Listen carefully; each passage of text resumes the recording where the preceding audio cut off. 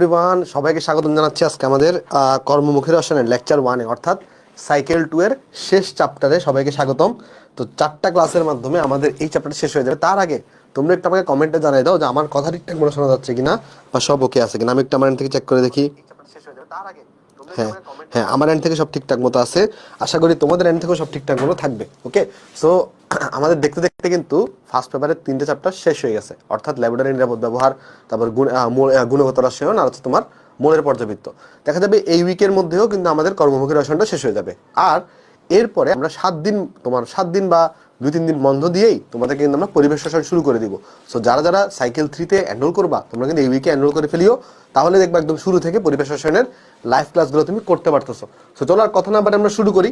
এটা সহজ chapter, but প্যারাটা কি? প্যারাটা হচ্ছে এটার মধ্যে কিছু জিনিস তোমাকে বুঝে বুঝে একটু মুখস্থ করতে হবে, বুঝছো?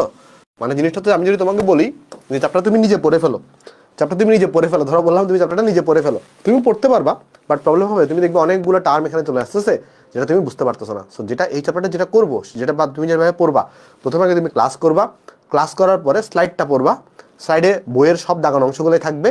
এরপর তুমি বইটা একবার রিডিং দিয়ে আমাদের সাইকেলের বই থেকে তুমি প্র্যাকটিস প্রবলেম করতে পারো, বা আমার যে প্র্যাকটিস শিট দেওয়া থাকবে সেটা তুমি সলভ করতে পারো। কেমন? আমি এক্সট্রিমলি সরি, আসলে লাস্ট 2-3 উইক তোমাদেরকে অনেক কম সময় দিতে পারছি, বিভিন্ন ডিফিকাল্টিস ছিল আসলে লাইফে। তো সমস্যা নেই, এখন থেকে সবগুলা মানে সব আসলে সলভ হয়ে গেছে জিনিসটা। সো আশা করি এখন থেকে আবার আগের মতো তোমার হচ্ছে রেগুলারলি টাইম দিতে পারবো। এবং এছাড়াও আমাদের কিন্তু অলরেডি টেলিগ্রামে ডাউট সলভ চলতেছে। আমাদের টেলিগ্রাম প্রতিটা সাইকেলের জন্য আমাদের আলাদা আলাদা টেলিগ্রাম ডাউট সলভ গ্রুপ আছে, যেগুলোতে কিন্তু তোমাদেরকে রেগুলার ডাউট সলভ দেওয়া হচ্ছে। তো যারা যারা এখনো সাইকেল 1 আর সাইকেল 2 এর ডাউট সলভের গ্রুপে অ্যাড হও নাই, তোমরা কিন্তু গ্রুপে অ্যাড হয়ে যাও।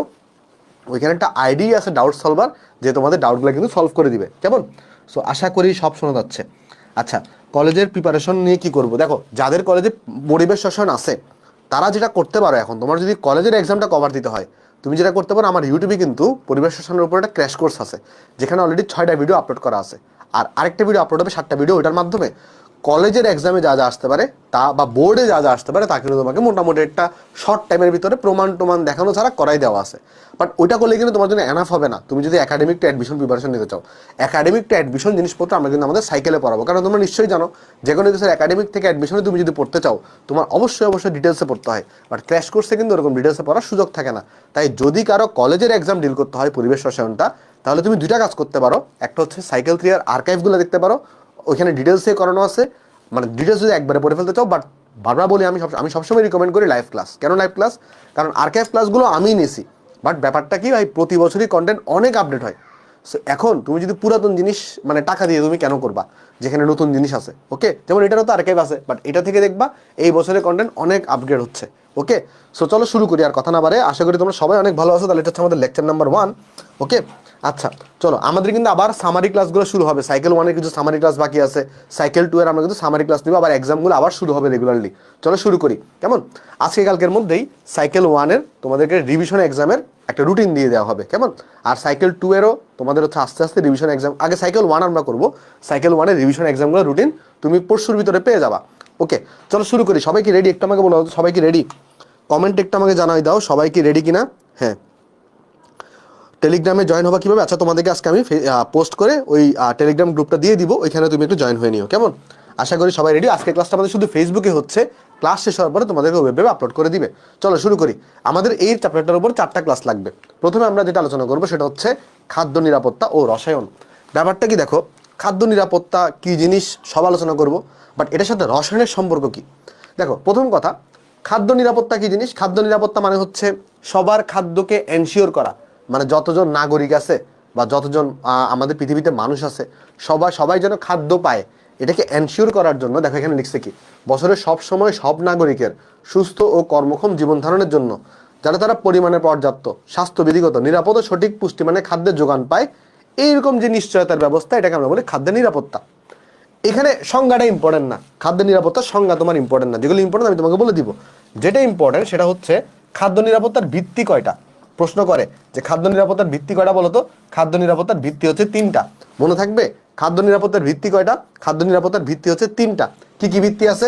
1, জনগণকে পর্যাপ্ত খাদ্য পাইতে হবে, পর্যাপ্ত খাদ্য প্রাপ্তি। 2 নাম্বার, খাদ্য গ্রহণের সামর্থ্য। গ্রহণের সামর্থ্য মানে কি, তুমি যদি এমন খাদ্য যেটার দাম অনেক বেশি রাখো, তো এটা যদি আমাদের জনগণ কিনতে না পারে, সেটা করলেও কিন্তু চলবে না। আর তৃতীয় কথা হচ্ছে খাদ্যের সঠিক ব্যবহার করতে হবে তোমাকে, ঠিক আছে?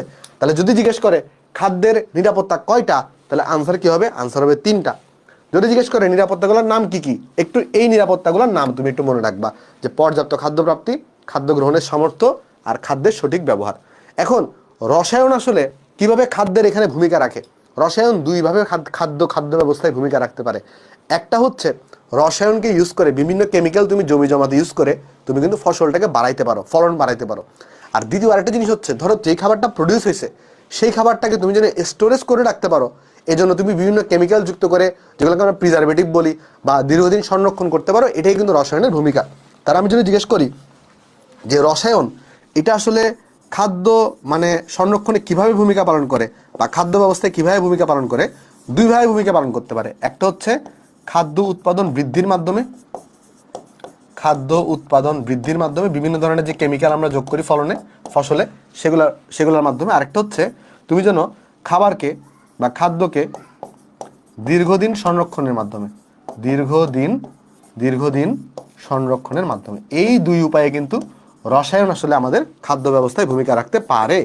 আচ্ছা, আরেকটা জিনিস জিজ্ঞেস করে, সেটা হচ্ছে একটা আছে খাদ্য নিরাপত্তার ভিত্তি, মানে এটার বেস। আরেকটা জিনিস জিজ্ঞেস করে যে একটা সংস্থা আছে, এটার নাম শুনছো কিনা কখনো? ওয়ার্ল্ড হেলথ অর্গানাইজেশন, যেটাকে আমরা কি বলি? ওয়ার্ল্ড হেলথ অর্গানাইজেশন,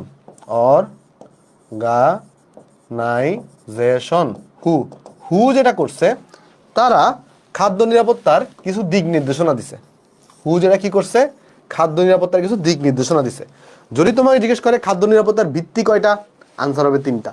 যদি তোমাকে জিজ্ঞেস করে হু কর্তৃক খাদ্য নিরাপত্তার দিক নির্দেশনা কয়টা, খাদ্য নিরাপত্তার দিক নির্দেশনা কয়টা? দিক নির্দেশনা হচ্ছে 5টা। তাহলে মনে থাকবে?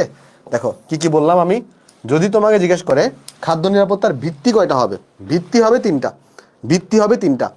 আর যদি জিজ্ঞেস করে দিক নির্দেশনা কয়টা দিছে, দিক নির্দেশনা হবে 5টা। ভাই এই চ্যাপ্টারটা যখন আমি তোমাকে ক্লাস করাবো, ক্লাসের সাথে সাথে এই জিনিসগুলো এখন নোট করার দরকার নাই, তুমি এগুলো পরে পিডিএফ থেকে নোট করে নিও। বাট এই লেখা যেগুলো আমি লিখতেছি, এগুলো তুমি আমার সাথে তুলতে পারো। বাট ক্লাসের পরে অবশ্যই তোমাকে পুরোটা কিন্তু নোট করে ফেলতে হবে। আমাকে একটু কমেন্টে জানাও যে এতটুকু সবাই বুঝতে পারছি কিনা আমরা, বা এতটুকু সবার ক্লিয়ার কিনা। এই জিনিসগুলো কি সবার ক্লিয়ার? একটু আমাকে জানাবা। হ্যাঁ, না নোট এভাবে এখন করা লাগবে না, কারণ এখানে অনেকগুলাই মানে তোমার ধরো সংজ্ঞা অনেক কিছু লেখা আছে। সো আগের ক্লাস না, এটা তো নতুন চ্যাপ্টার, তুমি আগের ক্লাসের সাথে এটা কোনো সম্পর্কই নেই, সো তুমি যে কোনো চ্যাপ্টার নতুন থেকে শুরু করতেই পারবা। সো চলো নেক্সটে চলে যাই। আসো নেক্সটে আমাকে বলো তো কোনটা খাদ্য নিরাপত্তার ভিত্তি নয়? কোনটা? দেখো, পর্যাপ্ত খাদ্য প্রাপ্তি, এটা ভিত্তি ছিল। খাদ্য গ্রহণের সামর্থ্য, এটাও ভিত্তি ছিল। আবার খাদ্যের সঠিক ব্যবহার, এটাও কিন্তু ভিত্তি ছিল। কিন্তু খাদ্য উৎপাদন বৃদ্ধি নিয়ে, এটা নিয়ে কাজ করে তো রসায়ন, এটা কিন্তু খাদ্য নিরাপত্তার কোনো ভিত্তি না। তাহলে ভিত্তি না কোনটা হবে? না হবে তোমার কাছে এখানে বি নাম্বারটা, যে খাদ্য উৎপাদন বৃদ্ধি, এটা কিন্তু খাদ্য নিরাপত্তার কোনো ভিত্তি না। তারপর এবার আসো যে খাদ্য উৎপাদন বৃদ্ধিতে ওই রসায়ন কিভাবে ভূমিকা পালন করে। বিভিন্ন ধরনের কেমিক্যাল আমরা কিন্তু যুক্ত করে ফসল কিন্তু বাড়াইতে পারি, ফলন বাড়াইতে পারি। যেমন এখানে গুরুত্বপূর্ণ জিনিস আছে, দেখো তুমি নাইট্রোজেন যুক্ত যে সারগুলো আছে, এরা কি করতে সাহায্য করে? উদ্ভিদের বৃদ্ধিতে সহায়তা করে। তারা, এটা কিন্তু ইম্পর্টেন্ট। নাইট্রোজেন যুক্ত সার কিসে সাহায্য করে? উদ্ভিদের বৃদ্ধিতে সহায়তা করে। এগুলো নোট করার দরকার নেই এখন, যে জিনিসগুলো আমি লিখবো শুধু ওগুলো নোট করলেই চলবে, বাকিটুকু তুমি ক্লাসের পরে স্লাইড থেকে নোট করে নিও। কারণ এই চ্যাপ্টারটা এরকম, দেখো রসায়নের 3টা চ্যাপ্টার আছে। একটা হচ্ছে তোমার ল্যাবরেটরি নিরাপদ ব্যবহার, একটা হচ্ছে কর্মমুখী রসায়ন, আরেকটা হচ্ছে সেকেন্ড পেপারের লাস্টের চ্যাপ্টারটা অর্থনৈতিক রসায়ন। এগুলোতে না আমি যদি এগুলো লিখতে যাই, এগুলো নিজে যদি আমি লিখে পড়াতে যাই, মানে 4টা ক্লাসে জীবনে শেষ হবে না। তো এই জন্য যেই লেখাগুলো আনইম্পর্টেন্ট, এগুলো আমি একটু স্লাইডে আগে থেকে লিখে রাখছি বা টাইপ করে রাখছি।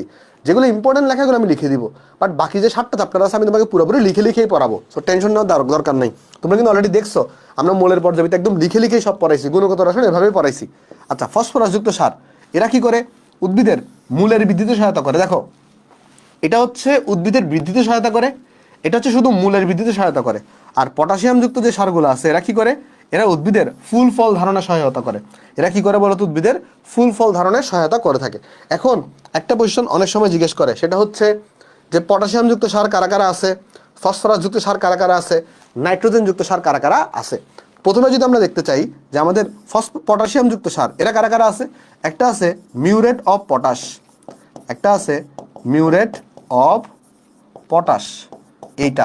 এটার সংকেত কি, এটার সংকেত হচ্ছে আমাদের ক্যাসিয়াল, এটার সংকেত হচ্ছে আমাদের ক্যাসিয়াল। আর আরেকটা আছে আমাদের পটাশিয়াম নাইট্রেট, আরেকটা আছে কি পটাশিয়াম নাইট্রেট, আরেকটা আছে কি বলতো পটাশিয়াম নাইট্রেট। তার মানে পটাশিয়াম যুক্ত সার কারা কারা আছে, মিউরেট অফ পটাশ বা ক্যাসিয়াল, আরেকটা আছে পটাশিয়াম নাইট্রেট। এদের কাজ কি, এদের কাজ হচ্ছে উদ্ভিদের ফুল ফল ধারণে সহায়তা করে।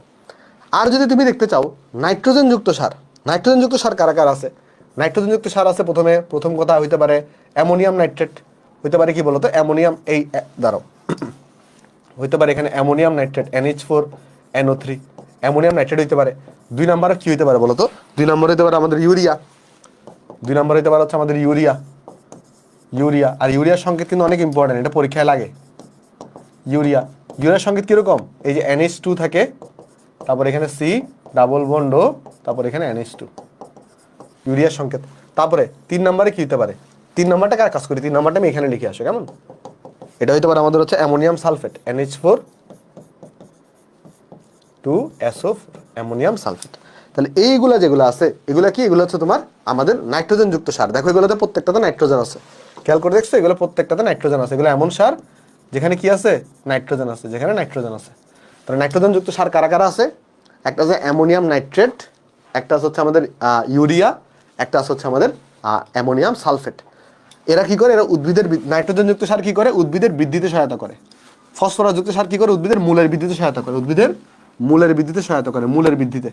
তারপরে পটাশিয়াম যুক্ত সার কি করে, এরা উদ্ভিদের ফুল ফল ধারণে সহায়তা করে, এরা উদ্ভিদের ফুল ফল ধারণে সহায়তা করে। আচ্ছা, এবার যদি দেখতে চাই ফসফরাস যুক্ত সার, প্রথমে যে জিনিসটা ইম্পর্টেন্ট ফসফরাস যুক্ত সারে সেটা হচ্ছে আমাদের ট্রিপল সুপার ফসফেট। দেখো ফসফরাস যুক্ত সার প্রথমে যেটা important 1 number triple super phosphate, যেটাকে টিএসপি বলে, যেটাকে কি বলে টিএসপি পূর্ণ নাম কি বলতো, ট্রিপল সুপার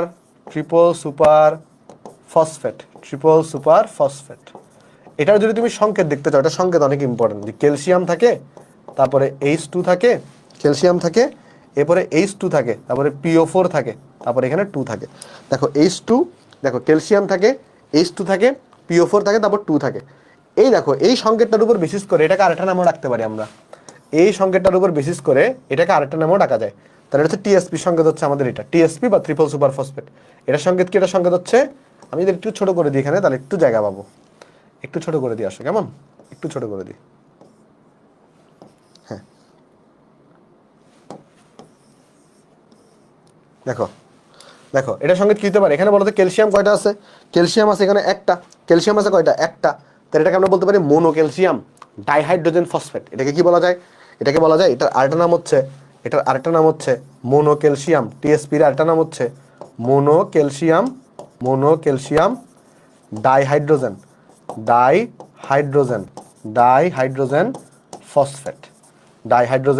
ফসফেট। বুঝতে পারছি আমরা জিনিসটা, বলো তো বুঝতে পারছো কিনা, এই জিনিসটাকে বুঝতে পারছো। তাহলে উদ্ভিদের মূলের বৃদ্ধিতে সহায়তা করে ফসফরাস যুক্ত সার। এখানে ফসফরাস যুক্ত সার উদাহরণ কি, টিএসপি বা ট্রিপল সুপার ফসফেট। আরেকটা হইতে পারে কি, সেটা হচ্ছে আমাদের ডাই অ্যামোনিয়াম ফসফেট। আরেকটা হইতে পারে কি, আরেকটা হইতে পারে ডাই অ্যামোনিয়াম ফসফেট, আরেকটা হইতে পারে ডাই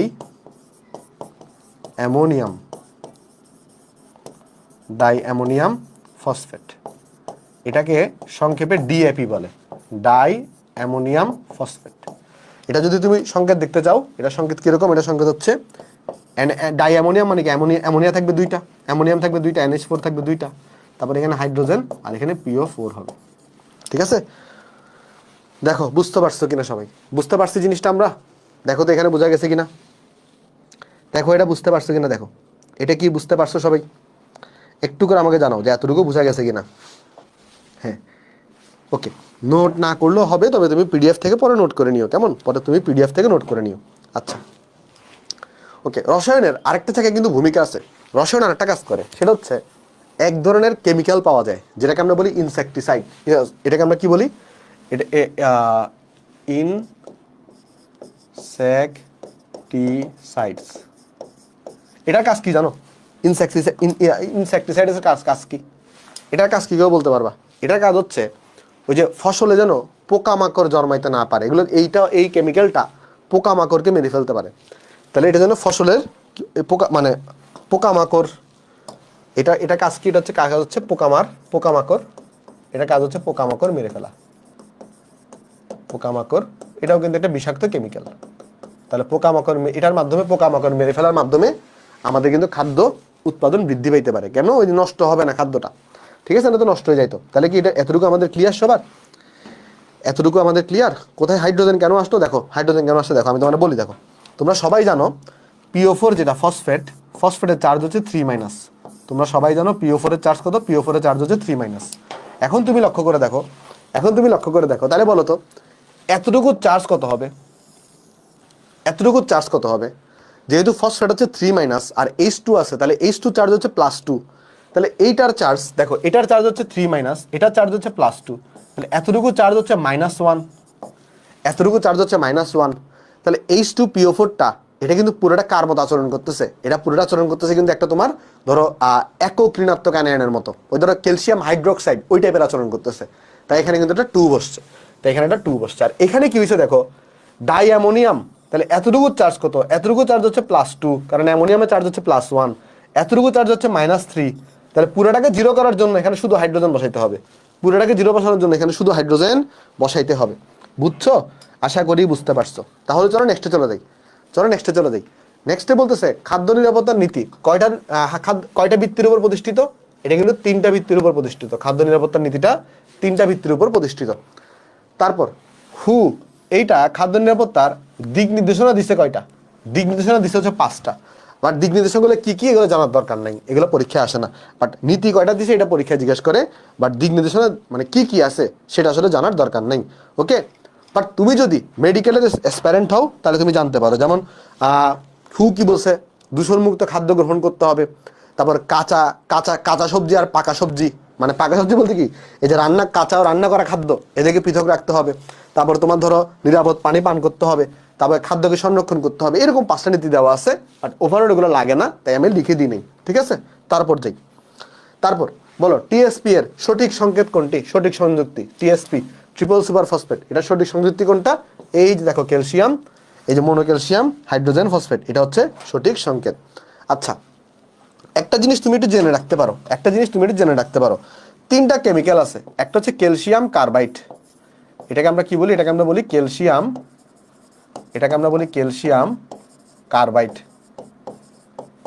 কার্বাইড।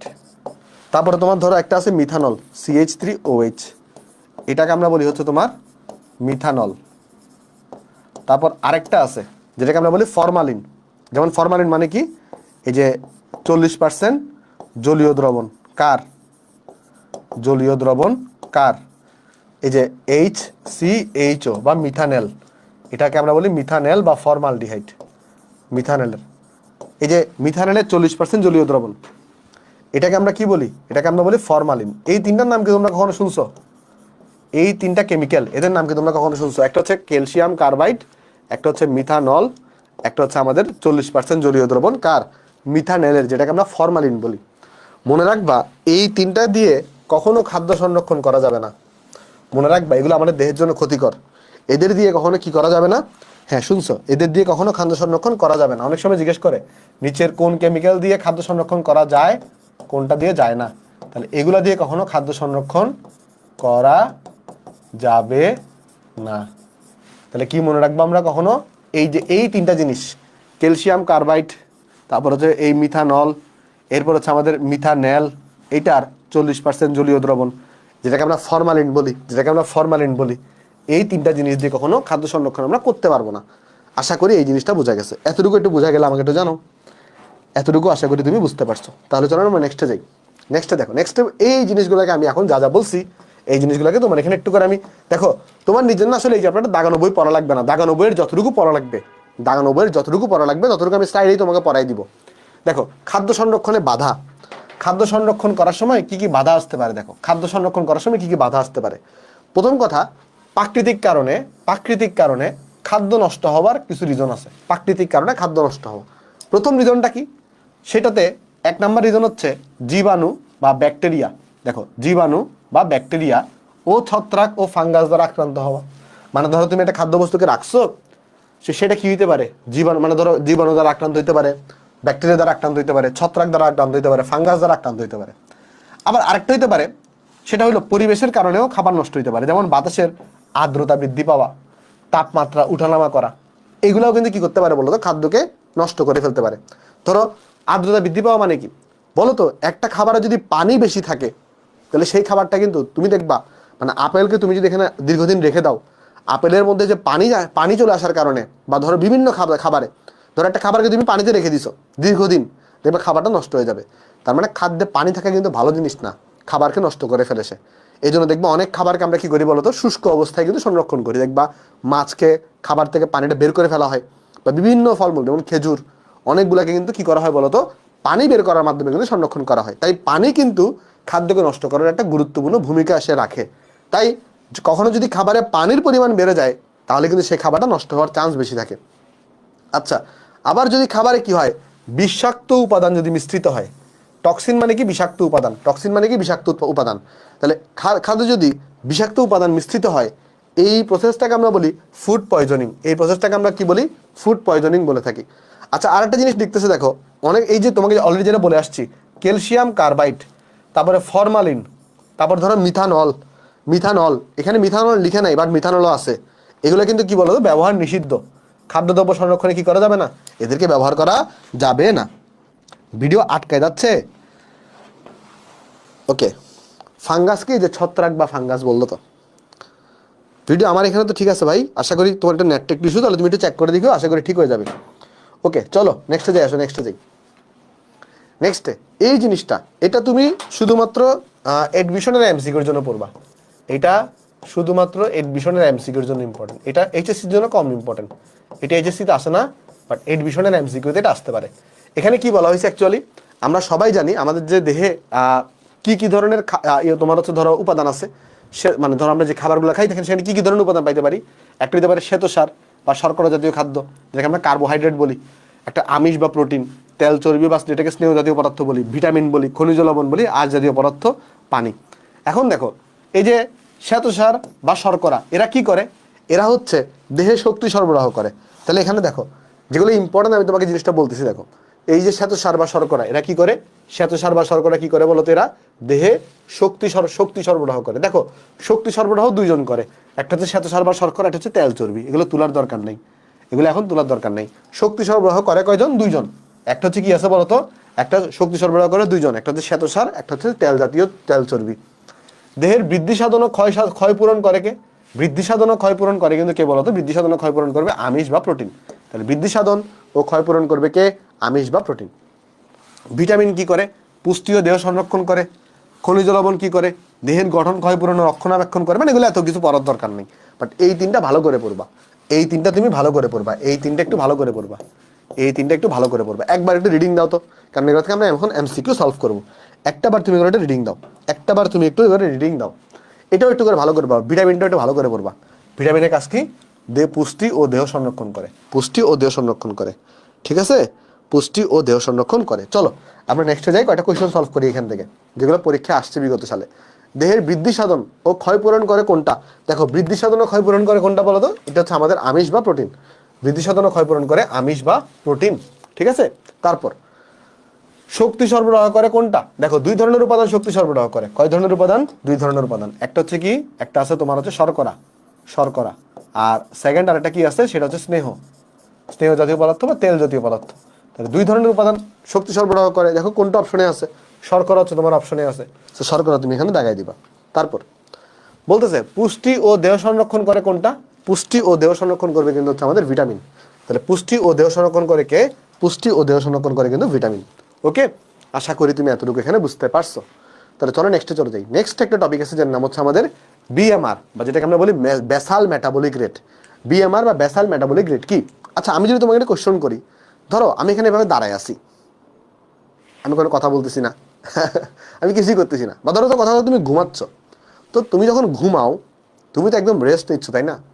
তো তোমার দেহ কি একদম থেমে আছে না, তোমার দেহ কিন্তু থেমে নাই, তোমার দেহে কিন্তু কন্টিনিউয়াসলি তুমি যে ঘুমানোর আগে যা খাইছো বা ঘুমানোর সময় তুমি নিঃশ্বাস নিচ্ছ, নিঃশ্বাস ছাড়তেছো বা খাওয়া দাওয়া করছো, হ্যাঁ, তোমার দেহে কিন্তু কন্টিনিউয়াসলি জৈবিক ক্রিয়া যেগুলো আছে এটা কিন্তু কন্টিনিউয়াসলি রানিং অবস্থায় আছে বা কন্টিনিউয়াসলি চলতেছে। এখন এই জৈবিক ক্রিয়াগুলোকে চালানোর জন্য একটা শক্তি প্রয়োজন না? ধরো তুমি যে খাবারটাকে খাচ্ছ সেটাকে যে তোমার বিপাক করতে হবে, বা ধরো সেই খাবারটাকে হজম করতে হবে, সে হজম করার জন্য তোমার দেহ কিন্তু একটা কাজ করতেছে। তো ওই কাজগুলোকে আমরা বলি জৈবিক ক্রিয়া বা প্রাণ রাসায়নিক ক্রিয়া। তো এই প্রাণ রাসায়নিক ক্রিয়াগুলোকে সম্পাদনের জন্য মিনিমাম যতটুকু এনার্জি দরকার, কি বলতো, মিনিমাম যতটুকু এনার্জি দরকার, মিনিমাম যতটুকু এনার্জি দরকার সেটাকে আমরা বলে থাকি তোমার কি বলতো বেসাল মেটাবলিক রেট বা বিএমআর বলে থাকি। তাহলে বিএমআর এর ডেফিনেশনটা কি আমরা সবাই বুঝতে পারছি? দেখো তো বিএমআর এর ডেফিনেশনটা কিন্তু অনেক ইম্পর্টেন্ট, বিএমআর এর ডেফিনেশনটা কিন্তু অনেক ইম্পর্টেন্ট। সো ডেফিনেশনটা ভালো করে পড়তে হবে। তাহলে ডেফিনেশনটা কি? দেহের অভ্যন্তরে, দেখো দেহের অভ্যন্তরে, দেহের অভ্যন্তরে, দেহের অভ্যন্তরে প্রাণ রাসায়নিক প্রক্রিয়াসমূহ সম্পাদনের জন্য যে ন্যূনতম শক্তি প্রয়োজন, যে ন্যূনতম শক্তি প্রয়োজন, যে ন্যূনতম শক্তি প্রয়োজন তাকে আমরা বলি বিএমআর। তাহলে দেহের অভ্যন্তরে, দেহের অভ্যন্তরে কেমন প্রাণ রাসায়নিক প্রক্রিয়াগুলো সম্পাদনের জন্য যে আমার শক্তিটা প্রয়োজন তাকে আমরা বলি বিএমআর। বিএমআর দিয়ে আমরা কি কি কাজ করি? দেখো তো বিএমআর দিয়ে আমরা কি কি কাজ করি? শ্বাস প্রশ্বাস নেওয়া, হৃৎপিণ্ডে ধরফর, শরীরের তাপমাত্রা ঠিক রাখা, মস্তিষ্ক স্নায়ুতন্ত্রের কাজ, কোষের বৃদ্ধি ও পুনর্গঠন, এই সবগুলো কাজের জন্য কিন্তু কি হয় বলতো আমার শক্তি প্রয়োজন হয়। যেমন বিএমআর এর পূর্ণরূপটা কিন্তু অনেক ইম্পর্টেন্ট, এটা কিন্তু অনেক ইম্পর্টেন্ট। পূর্ণরূপটা, পূর্ণরূপ কি? বেসাল মেটাবলিক রেট, এটা মুখস্থ রাখবা। পূর্ণরূপ কি বলতো? Basal metabolic rate. এখন একটু জেনে নিই আমরা যে কোন কাজের জন্য কত বিএমআর প্রয়োজন হয়। যেমন আমরা যখন ঘুমাই, ঘুমের বিএমআরটাকে রেফারেন্স ধরা হয়। আমরা ঘুমানোর সময় আসলে আমাদের খরচ হয় মানে এক একজনের জন্য এক একটা, বাট এটা 1 বিএমআর হয়, রেফারেন্স না, মানে 1 বিএমআর, এটা মান মনে রাখবে এরকম। আমরা যখন বসে থাকি, আমরা যখন কি করি বসে থাকি, তখন আমাদের দেহে প্রায় 1.2 বিএমআর প্রয়োজন হয়। আবার ধরো আমরা যখন হাঁটি, আমরা যখন হাঁটতে থাকি, হাঁটার স্পিডের উপর ডিপেন্ড করে, বাট অ্যাভারেজে আমাদের মোটামুটি 3.2 বিএমআর এটার মতো খরচ হয়। আবার আমরা যখন ভারী শারীরিক কাজ করি, আমরা যখন কি করি ভারী শারীরিক কাজ করি, আমরা যখন ভারী শারীরিক শারীরিক কাজ করব, আমাদের অ্যারাউন্ড 6.0 বিএমআর এটার মতো প্রয়োজন হয়। ঠিক আছে? তাহলে এই জিনিসগুলো একটু মনে রাখবা। তাহলে দেখো, তাহলে আমরা কি বুঝলাম? আমরা বুঝলাম হচ্ছে আমাদের ঘুমানোর সময় আমাদের, এখন তুমি বলতে পারো ভাই তাহলে সবার ঘুমানোর সময় কি সেম বিএমআর খরচ হয়? না, এক একজনের জন্য এক এক রকম। আমরা দেখবো যে এটা একটু করে একবার রিডিং দাও তো, রিডিং দেওয়া হলে আমাকে বলো, একবার একটু করে রিডিং দাও, রিডিং দেওয়া হলে আমাকে একটু করে বলো। সপ্তম মেডিকেলের পড়া, হ্যাঁ বইয়ে বিএমআর, বইয়ে বিএমআর তুমি ভেবে পাবা না, বইয়ে বিএমআর নাই, বাট এডমিশনে কোয়েশ্চেন আসে। আমি দেখাবো বুয়েট এখান থেকে কোয়েশ্চেন আসছে। বইয়ে বিএমআর তুমি এখানে পাবা না, বাট বিএমআর থেকে কোয়েশ্চেন আসে। দেখবে আমি তোমাকে বুয়েটের কোয়েশ্চেন সলভ করাবো, বুয়েটে দেখবে বিএমআর থেকে কোয়েশ্চেন আসছে, তাই এটা পড়াই দেওয়া। চলো নেক্সটে চলে যাই। আসো দেখো, আমি বললাম যে সবার কিন্তু বিএমআর সেম হবে না, বয়সের উপর ডিপেন্ড করে। দেখো বিএমআর কিসের উপর ডিপেন্ড করে? যেমন দেখো একটা হচ্ছে কি, একটা হচ্ছে বয়স, বয়সের উপর কিন্তু বিএমআর ডিপেন্ড করে। যেমন বয়স বাড়লে বিএমআর কমে যায়, যত বেশি বয়স্ক হবা, যত বেশি বৃদ্ধ হবা, তোমার দেহের কাজগুলো কিন্তু স্লো হয়ে যাবে। সো দেখবা বিএমআরটা কিন্তু কমে যাচ্ছে। আবার পুরুষদের বিএমআর কিন্তু নারীদের চেয়ে বেশি, মনে রাখবা। সাধারণত কি হয়ে থাকে? পুরুষদের বিএমআর নারীদের থেকে বেশি হয়ে থাকে। ঠিক আছে? আবার এটা মনে রাখবা যে পেশির পরিমাণ যদি বেশি হয়, মাসেল যদি বেশি থাকে, তাহলে কিন্তু এই যে দেখো মাসেলের চিহ্ন আছে, মাসেল যদি বেশি থাকে তাহলে কিন্তু তোমার বিএমআর বেশি হবে। কেমন? আবার জ্বর বা ঠান্ডা আবহাওয়ায় কিন্তু বিএমআর বেড়ে যায়। তারপরে তোমার হরমোনের কারণে বিএমআর কন্ট্রোল হয়, ওজনের কারণে বিএমআর কন্ট্রোল হয়ে থাকে। এখন যদি একটা কোয়েশ্চন অনেক সময় জিজ্ঞেস করে যে কারো যদি কারো বিএমআর প্রতিদিন 1500 ক্যালোরি হয়, তাহলে সেটা দ্বারা কি বুঝাবে? তাহলে বিএমআর যদি 1500 ক্যালোরি হয়, তাহলে এটা দ্বারা বুঝাবে সে যদি সেই দিন কোনো কাজকর্ম নাও করে, সে যদি জাস্ট বৈশা থাকে, বৈশা থাকে মানে কি, সে যদি ধরো হাওয়ায়ও ভাসতে থাকে, তাহলে তার কিন্তু তার শরীরের যে মৌলিক কাজ আছে, শরীরের মৌলিক কাজগুলো চালাই নেওয়ার জন্য, শুধু শরীরের মৌলিক কাজ চালাই নেওয়ার জন্য 1500 ক্যালোরি কিন্তু শক্তি প্রয়োজন হবে। ওকে, মানে তার মানে তাকে 1500 ক্যালোরি খাবার দাবার তাকে খাইতেই হবে, যদি সে তার ভিতরের যে মৌলিক কাজগুলো আছে তাকে যদি কন্টিনিউয়াসলি চালাই নিতে চায়। ক্লিয়ার? এতটুকু বোঝা গেছে সবার? ক্লিয়ার? চলো একটু করে দেখে আসি যে কি কি কোয়েশ্চন আসতে পারে। দেখো বুয়েটের কোয়েশ্চন এটা দিচ্ছে, এটা বুয়েট 18 সালের কোয়েশ্চন। বলছে খাদ্য গ্রহণের পর তোমার কি হয়? শরীরের বিএমআর বেড়ে যায়। বিএমআর কি জিনিস এবং কেন বাড়ে? এবং এবং এবং কেন বাড়ে? মানে খাদ্য গ্রহণের পরে বিএমআর বাড়ে কেন, এটা জিজ্ঞেস করছে। তাহলে প্রথম কথা, তুমি যখন খাদ্যকে গ্রহণ করো, সেই খাদ্যকে গ্রহণের জন্য, তারপরে শোষণের জন্য এবং বিপাক ক্রিয়া ঘটানোর জন্য তোমার দেহে কি করতে হয়? কাজ সম্পাদন করতে হয়। আর এই কাজ সম্পাদনের জন্য শক্তি প্রয়োজন। এই শক্তিটা খরচ করার কারণে কি হয় বলো তো? বিএমআরটা বেড়ে যাচ্ছে। তাহলে এইখানে আমি তোমাকে বলি, এখানে যদি আমরা লিখবো খাদ্য গ্রহণের পর খাদ্য গ্রহণের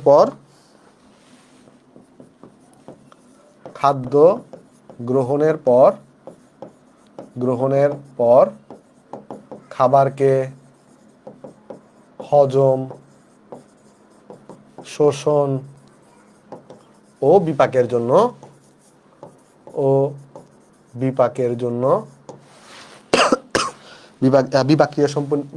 বিপাকের প্রক্রিয়া সম্পন্ন করতে দেহের অভ্যন্তরে মৌলিক কাজ সম্পাদন করতে শরীরকে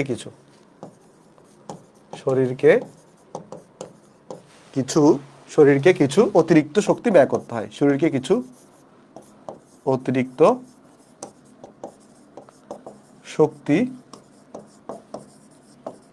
ব্যয় করতে হয়। তাই খাদ্য গ্রহণের পর বিএমআর বেড়ে যায়। তাই খাদ্য গ্রহণের পর বিএমআর বেড়ে যায়।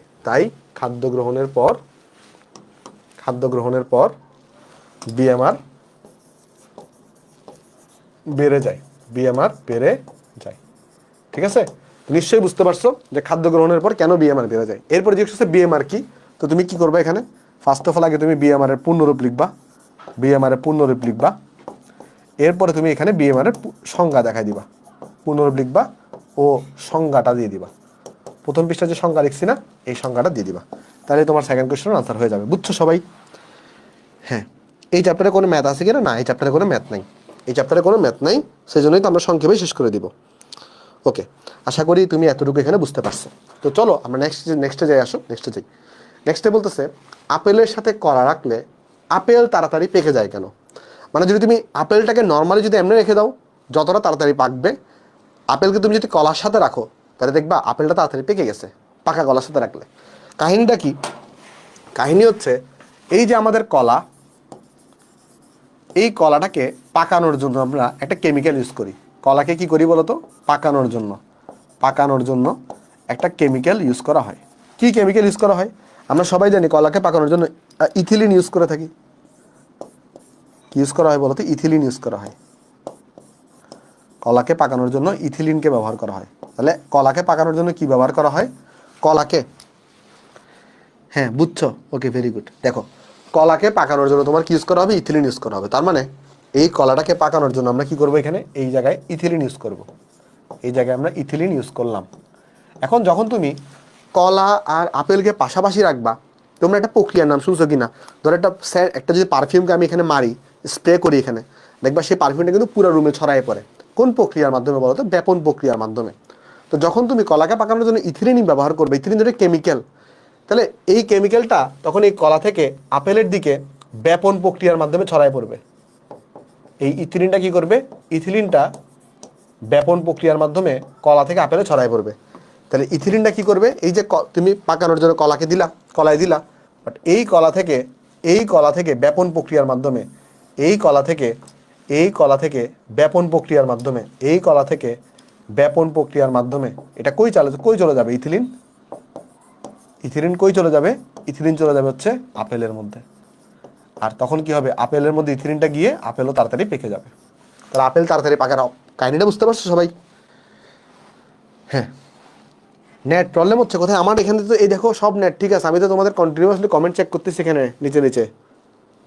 আমার এখানে তো কন্টিনিউয়াসলি দেখো এখানে ঠিক আছে। আমার এখানে বুঝলাম না, নেট আমার তো এখানে ঠিক আছে, বাট আশা করি একটু তুমি চেক করে দেখিও তোমারটা ঠিক আছে কিনা। ওকে, সেটাও কিন্তু বুয়েট আসা কোয়েশ্চন। তাহলে এরপরে কি হবে? ইথিলিনটা এখানে গিয়ে আপেলের পরে কি হবে? আপেলের 300 সেখানে, এখানে আপেলটা পেকে যাবে, সো আশা করি তুমি বুঝতে পারছো। তারপর চলো আমরা নেক্সটে চলে দেখি। এটা আশা করি বুঝতে পারছি সবাই। এই টাইপের কোয়েশ্চন আসে কিন্তু মাঝে মাঝে। দেখো, এটাও কিন্তু বুয়েট আসা কোয়েশ্চন, সো এই চ্যাপ্টারটা একদম ফেলনার মতো চ্যাপ্টার না, মানে কিছু জিনিস এখানে ইম্পর্টেন্ট। চলো নেক্সটে যাই। নেক্সটে যাওয়ার আগে আমরা দুটো জিনিস দেখবো। একটা হচ্ছে আমাদের, দেখো 2 ধরনের ভিটামিন আছে। কিছু ভিটামিন আছে যারা চর্বিতে দ্রবণীয়, আর কিছু ভিটামিন আছে যারা পানিতে দ্রবণীয়। দেখো, মনে রাখবো আমরা পানিতে দ্রবণীয় ভিটামিন, মনে রাখবো পানিতে দ্রবণীয়, বা যেটাকে আমরা বলতে পারি ওয়াটার সলিউবল ভিটামিন। পানিতে দ্রবণীয় ভিটামিন। তাহলে কি আছে বলতো? পানিতে দ্রবণীয় ভিটামিন। তাহলে পানিতে দ্রবণীয় ভিটামিন বা এটাকে আমরা কি বলতেছি বলতো? এটাকে আমরা বলতেছি ওয়াটার সলিউবল।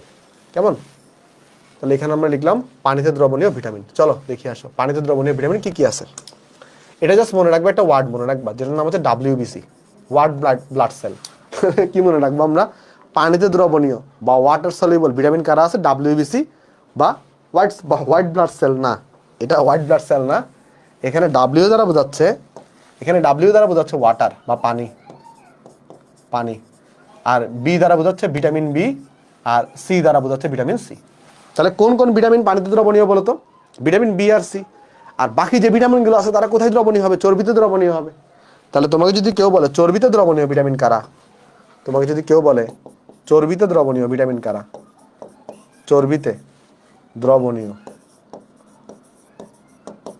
বা এটাকে আমরা বলতে পারি ফ্যাট সলিউবল ভিটামিন কারা।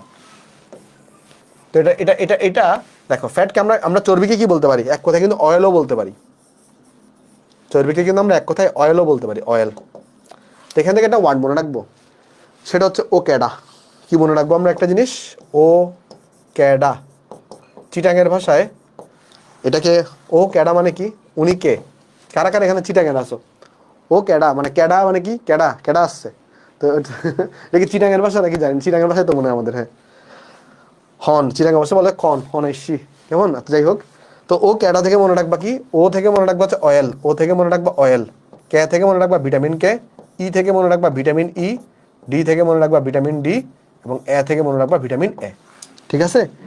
এইটা একটু করে মনে রাখবা, ও ক্যাডা। হ্যাঁ, বই থেকে কতটুকু পড়বো? বইয়ের পড়ারে আমি তোমাকে পড়াই দিচ্ছি। দেখো বইয়ে যা যা তোমার দাগানো জিনিস আছে আমি তোমার দেখাই। এই যে দেখো, বইয়ে তোমার বই তো পড়া, এই চ্যাপ্টারটা তোমার বই পড়া লাগবে না, আমি তোমার বই পড়াই দিব। এই যে দেখো, বইয়ে তোমার যা যা পড়া লাগবে স্টেপ বাই স্টেপ। বই আমি তো চাইলে এই চ্যাপ্টারটা তোমাদেরকে বলতে পারতাম না যে চ্যাপ্টার তুমি বই থেকে নিজে পড়ে নাও, এই চ্যাপ্টার বোঝানোর কিছু নাই না। এখানে কিন্তু বোঝার জিনিস অনেক কিছু আছে। যদি তুমি নিজে পড়তে যাও তোমার অনেক কঠিন লাগবে। যদি আমি তোমার পড়াই দিই দেখবো চ্যাপ্টারটা সহজ লাগতেছে। আর আমি আমার সিকোয়েন্সে পড়বা, তাহলে দেখবো বইটা পড়া সহজ লাগতেছে। আমি বইয়ের সিকোয়েন্সে পড়াবো, বইয়ের সিকোয়েন্সে পড়াচ্ছি, হাজার সালে বইয়ের সিকোয়েন্সে পড়াচ্ছি। যাই হোক, চলো আমরা এখন দেখবো বিভিন্ন ভিটামিনের রাসায়নিক নাম এবং তার অভাবজনিত রোগ। ঠিক আছে? ওকে, চলো যাই। দেখো বিভিন্ন, এটা কিন্তু ইম্পর্টেন্ট, বিভিন্ন ভিটামিনের রাসায়নিক নাম এবং তাদের অভাবজনিত রোগ। প্রথমে আমরা লিখে ফেলি এখানে কি কি ভিটামিন আছে, কি কি ভিটামিন আছে।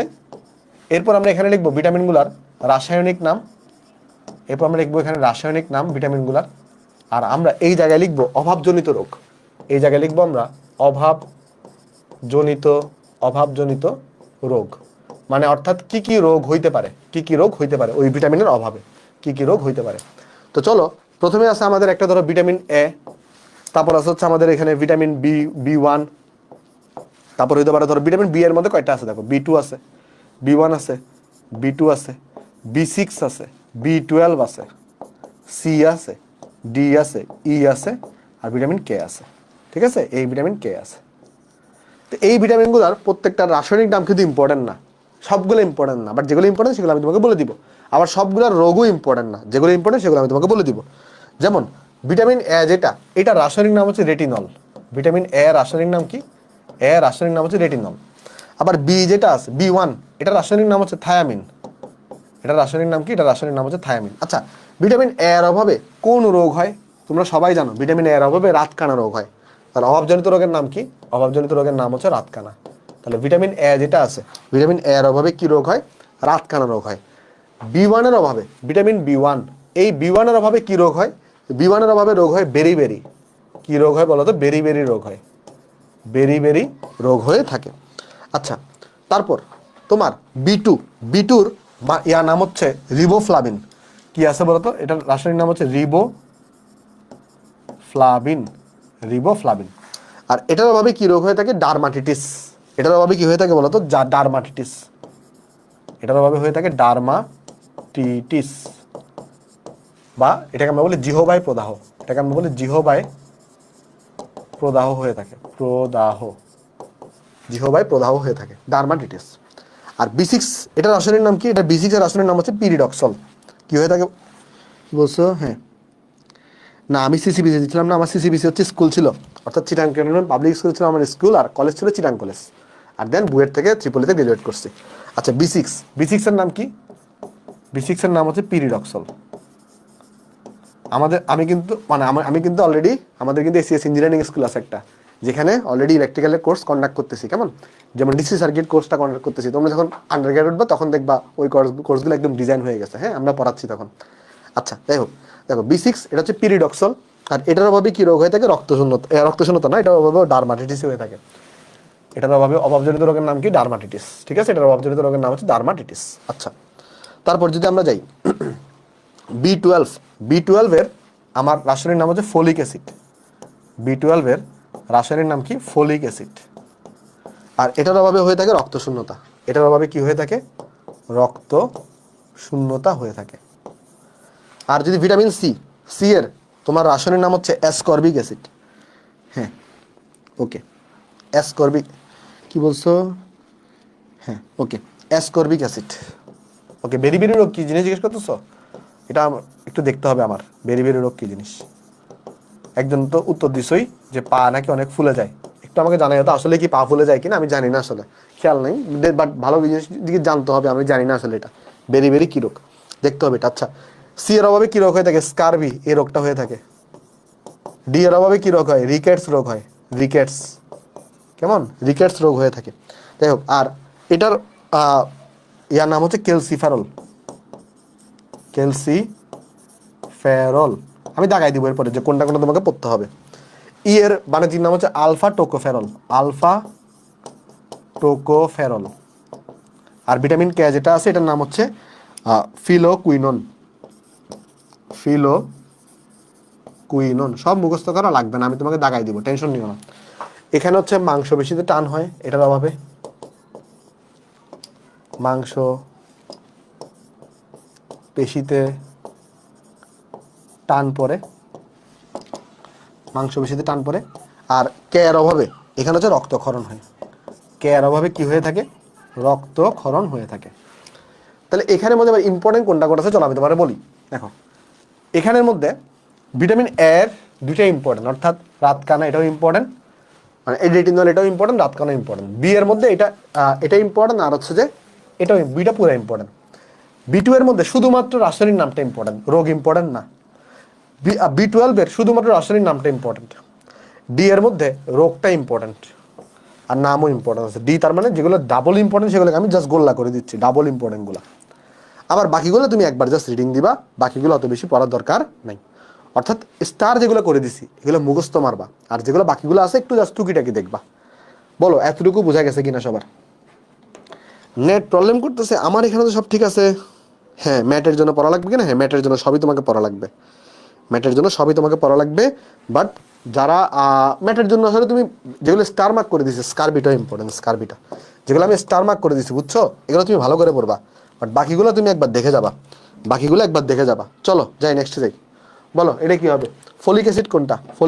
বলো তো। এই যে একটু আগে বলে আসছিলাম B12 ছিল না ফলিক অ্যাসিড? হ্যাঁ, দেখো B12 ফলিক অ্যাসিডটা কিন্তু ইম্পর্টেন্ট। ফলিক অ্যাসিড B12, ঠিক আছে। ম্যাটের জন্য সবই পড়বা, বাট ইউনিভার্সিটির জন্য বা এইচএসসির জন্য যেগুলো দেখাই দিচ্ছে ওগুলো পড়লেই চলবে। কোনটার অভাবে বেরি রোগ হয়? বলো তো। ওই যে আমরা দেখে আসছি অলরেডি B1 এর অভাবে কি হয়? B1 এর অভাবে বেরি রোগ হয়। তারপর বলো ভিটামিন এ, এটা কি নামে পরিচিত? এটা ছিল রেটিনল। ভিটামিন এ কে আমরা কি বলতাম? রেটিনল বলতাম। তাহলে ভিটামিন এ এটা কি নামে পরিচিত? রেটিনল এই নামে পরিচিত। আশা করি ভিটামিনগুলো সবাই এখানে বুঝতে পারছি আমরা। তাহলে এইটুকু কি ক্লিয়ার সবার? আমাকে বলবা এতটুকু কি সবাই বুঝতে পারছি? আশা করি বুঝতে পারছি। তাহলে এইবার আমরা চলে যাবো হচ্ছে আমাদের টাইপ নাম্বার 2-তে। প্রথম টাইপ কি ছিল আমাদের? খাদ্য নিরাপত্তা এবং খাদ্য সংরক্ষণ, এগুলো নিয়ে, মানে খাদ্য জিনিসপত্র নিয়ে। এখন আমরা পড়বো ওই যে ভিটামিন এগুলো নিয়ে। টাইপ নাম্বার 2 হচ্ছে প্রিজারভেটিভ এবং খাদ্য সংরক্ষণ কৌশল। এর মানে কি? দেখো, তোমাকে বলছি কেমিস্ট্রি দুই জায়গায় কাজ করে। একটা হচ্ছে খাদ্যের উৎপাদন বাড়ানোতে কাজ করে, আরেকটা হইলো খাদ্য উৎপাদন করার পরে সেটাকে সংরক্ষণ করার কাজে ব্যবহৃত হয়। তো এখন আমরা যেটা পড়বো সেটা হচ্ছে আমাদের খাদ্য নষ্ট হওয়ার জন্য প্রধান কারণ যদি জিজ্ঞেস করে, প্রধান কারণ হচ্ছে 3টা। দেখো, যদি জিজ্ঞেস করে প্রাকৃতিক কারণ কয়টা? প্রাকৃতিক কারণ হচ্ছে 2টা ছিল, মনে আছে কোনটা? ওই আর্দ্রতা বৃদ্ধি, তাপমাত্রা ওঠানামা, আবার জীবাণুর আক্রমণ। বাট যদি তোমার জিজ্ঞেস করে খাদ্য নষ্ট হওয়ার কোনো প্রাকৃতিক কিচ্ছু বলে নেই, প্রাকৃতিকটা ইম্পর্টেন্ট না, এটা ইম্পর্টেন্ট। যদি জিজ্ঞেস করে খাদ্য নষ্ট হওয়ার প্রধান কারণ কয়টা, মনে রাখবা খাদ্য নষ্ট হওয়ার প্রধান কারণ হচ্ছে 3টা। তাহলে কি জিজ্ঞেস করে? যদি জিজ্ঞেস করে খাদ্য নষ্ট হওয়ার প্রধান কারণ কয়টা, তাহলে খাদ্য নষ্ট হওয়ার প্রধান কারণ হচ্ছে 3টা। একটা কি, যদি জীবাণু জীবাণু জীবাণু কারা কারা আছে, ব্যাকটেরিয়া, ইস্ট, মোল্ড, এগুলোর প্রভাবে খাদ্যর পচন ঘটে।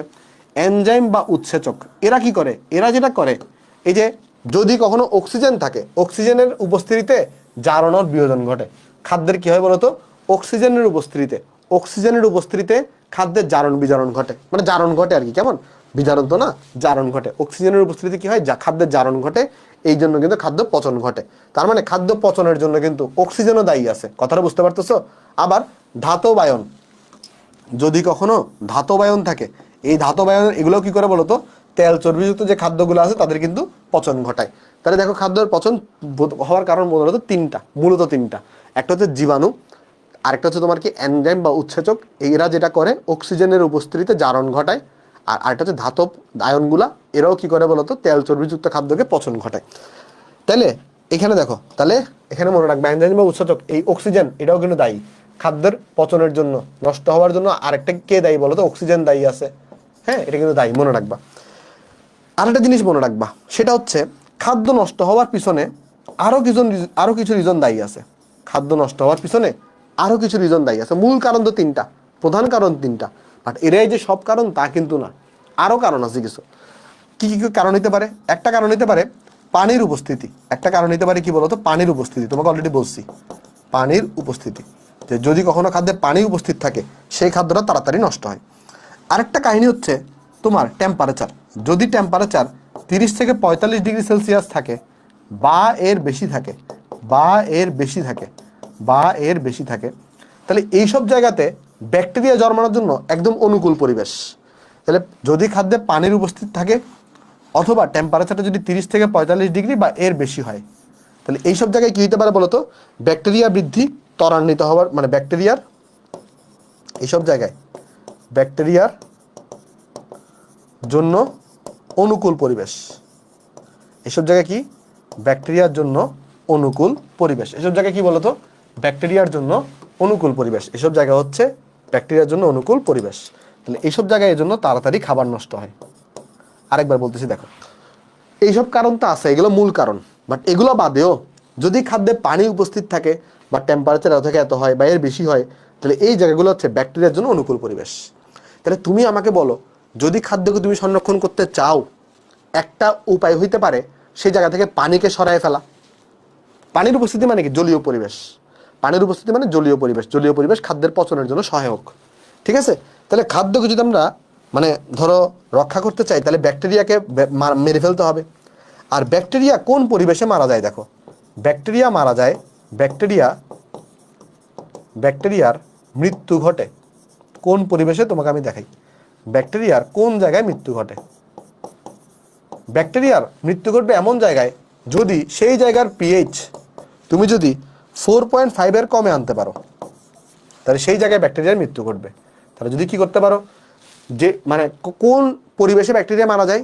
যদি পিএইচটা তুমি 4.5 কমে নিয়ে আসতে পারো, তাহলে এটা কোন পরিবেশ? অম্লীয় নাকি ক্ষারীয় পরিবেশ? অম্লীয় পরিবেশ। তার মানে অম্লীয় পরিবেশে ব্যাকটেরিয়া সহজে মারা যায়। অম্লীয় পরিবেশে ব্যাকটেরিয়া সহজে মারা যায়। তাহলে মাথায় রাখবা যে ব্যাকটেরিয়ার মৃত্যু ঘটে কোন জায়গায়? ব্যাকটেরিয়ার মৃত্যু ঘটে 2 জায়গায়। কেমন? একটা হচ্ছে কোন আছে? একটা হচ্ছে তোমার আমাদের এই যে দেখো, একটা হচ্ছে যদি পিএইচ যদি 4.5 কম থাকে, আর একটা হচ্ছে অম্লীয় পরিবেশে। এই 2 জায়গায় ব্যাকটেরিয়ার মৃত্যু ঘটে। তাহলে মোটামুটি আমরা পড়লাম যে আমাদের প্রধান কারণ 3টা, এছাড়াও পানির উপস্থিতি বা জলীয় পরিবেশ, এবং এই তাপমাত্রাটা ব্যাকটেরিয়ার জন্য অনুকূল পরিবেশ বা ব্যাকটেরিয়া বৃদ্ধির জন্য। তাই ব্যাকটেরিয়াকে তুমি যদি মারতে চাও, তাহলে তোমাকে পিএইচটাকে 4.5 কমে নিয়ে আসতে হবে, মানে অম্লীয় পরিবেশ সৃষ্টি করতে হবে। এতটুকু তোলা হইলে একটা আমাকে বলো, এতটুকু কি তোলা হয়েছে সবার? এতটুকু কি সবাই তুলে ফেলছি আমরা? যদি তুলে থাকি তাহলে কয়েকটা চলো আমরা কোয়েশ্চন সলভ করে আসো। যেমন প্রথম কোয়েশ্চন করতেছে কি, যে খাদ্যের পচন ঘটার কারণ কোনটা? দেখো, পচন ঘটার কারণ, পচন কেন ঘটে? পানি না থাকা, না পানি থাকা হচ্ছে পচন ঘটার কারণ। পানি না ঘটা, এটা না থাকা, এটা কিন্তু পচন ঘটার কারণ না। এটা ভালো জিনিস, তাহলে এটা আনসার না। ভাইরাস জন্মানো, হ্যাঁ ভাইরাস যদি জন্মায় তাহলে পানির খাদ্য পচন হতে পারে। তাপমাত্রা 45 ডিগ্রি সেলসিয়াসের বেশি, এটা তো খাদ্য পচন হতে পারে। তাহলে 2 এবং 3 হচ্ছে তোমার আনসার। তারপর খাদ্যদ্রব্য পচনে অন্যতম সহায়ক কোনটা? দেখো কতবার পরীক্ষা আসছে। অন্যতম সহায়ক হচ্ছে অক্সিজেন। কেন? অক্সিজেন কি করে বলতো? অক্সিজেন হচ্ছে জারণ ঘটায়, খাদ্যের জারণ ঘটায়। এই জারণ ঘটানোর মাধ্যমে খাদ্যকে সে নষ্ট করে ফেলে। তারপর দেখো অণুজীবের বৃদ্ধির জন্য কোনটা প্রয়োজন? অণুজীবকে যদি বাড়ায়, অণুজীব মানে কি ব্যাকটেরিয়াগুলা, এগুলোর বৃদ্ধির জন্য কোনটা প্রয়োজন? এটার বৃদ্ধির জন্য হবে অম্লীয় পরিবেশ, না জলীয় পরিবেশ। অম্লীয় পরিবেশে তো সে মারা যায়। অম্লীয় পরিবেশে কি হবে? অম্লীয় পরিবেশে সে হচ্ছে মারা যাবে, বাট সে বৃদ্ধি পাবে কোথায় বলতো? জলীয় পরিবেশে, যেখানে পানি থাকবে। তাহলে খাদ্যের কোন উপাদানটি মূলত পচনের জন্য দায়ী? পচনের জন্য দায়ী কে বলতো? পচনের জন্য দায়ী হচ্ছে পানি। যদি পানি থাকে তাহলে সেটা কিন্তু তাড়াতাড়ি পচে যাবে। তাহলে পানি হচ্ছে পচনের জন্য দায়ী। আশা করি এতটুকু আমরা বুঝতে পারছি। তারপর যাই, এবার আসো আমরা এবার খাদ্য তৈরি করে ফেলছি, খাদ্যকে এবার সংরক্ষণ করতে হবে।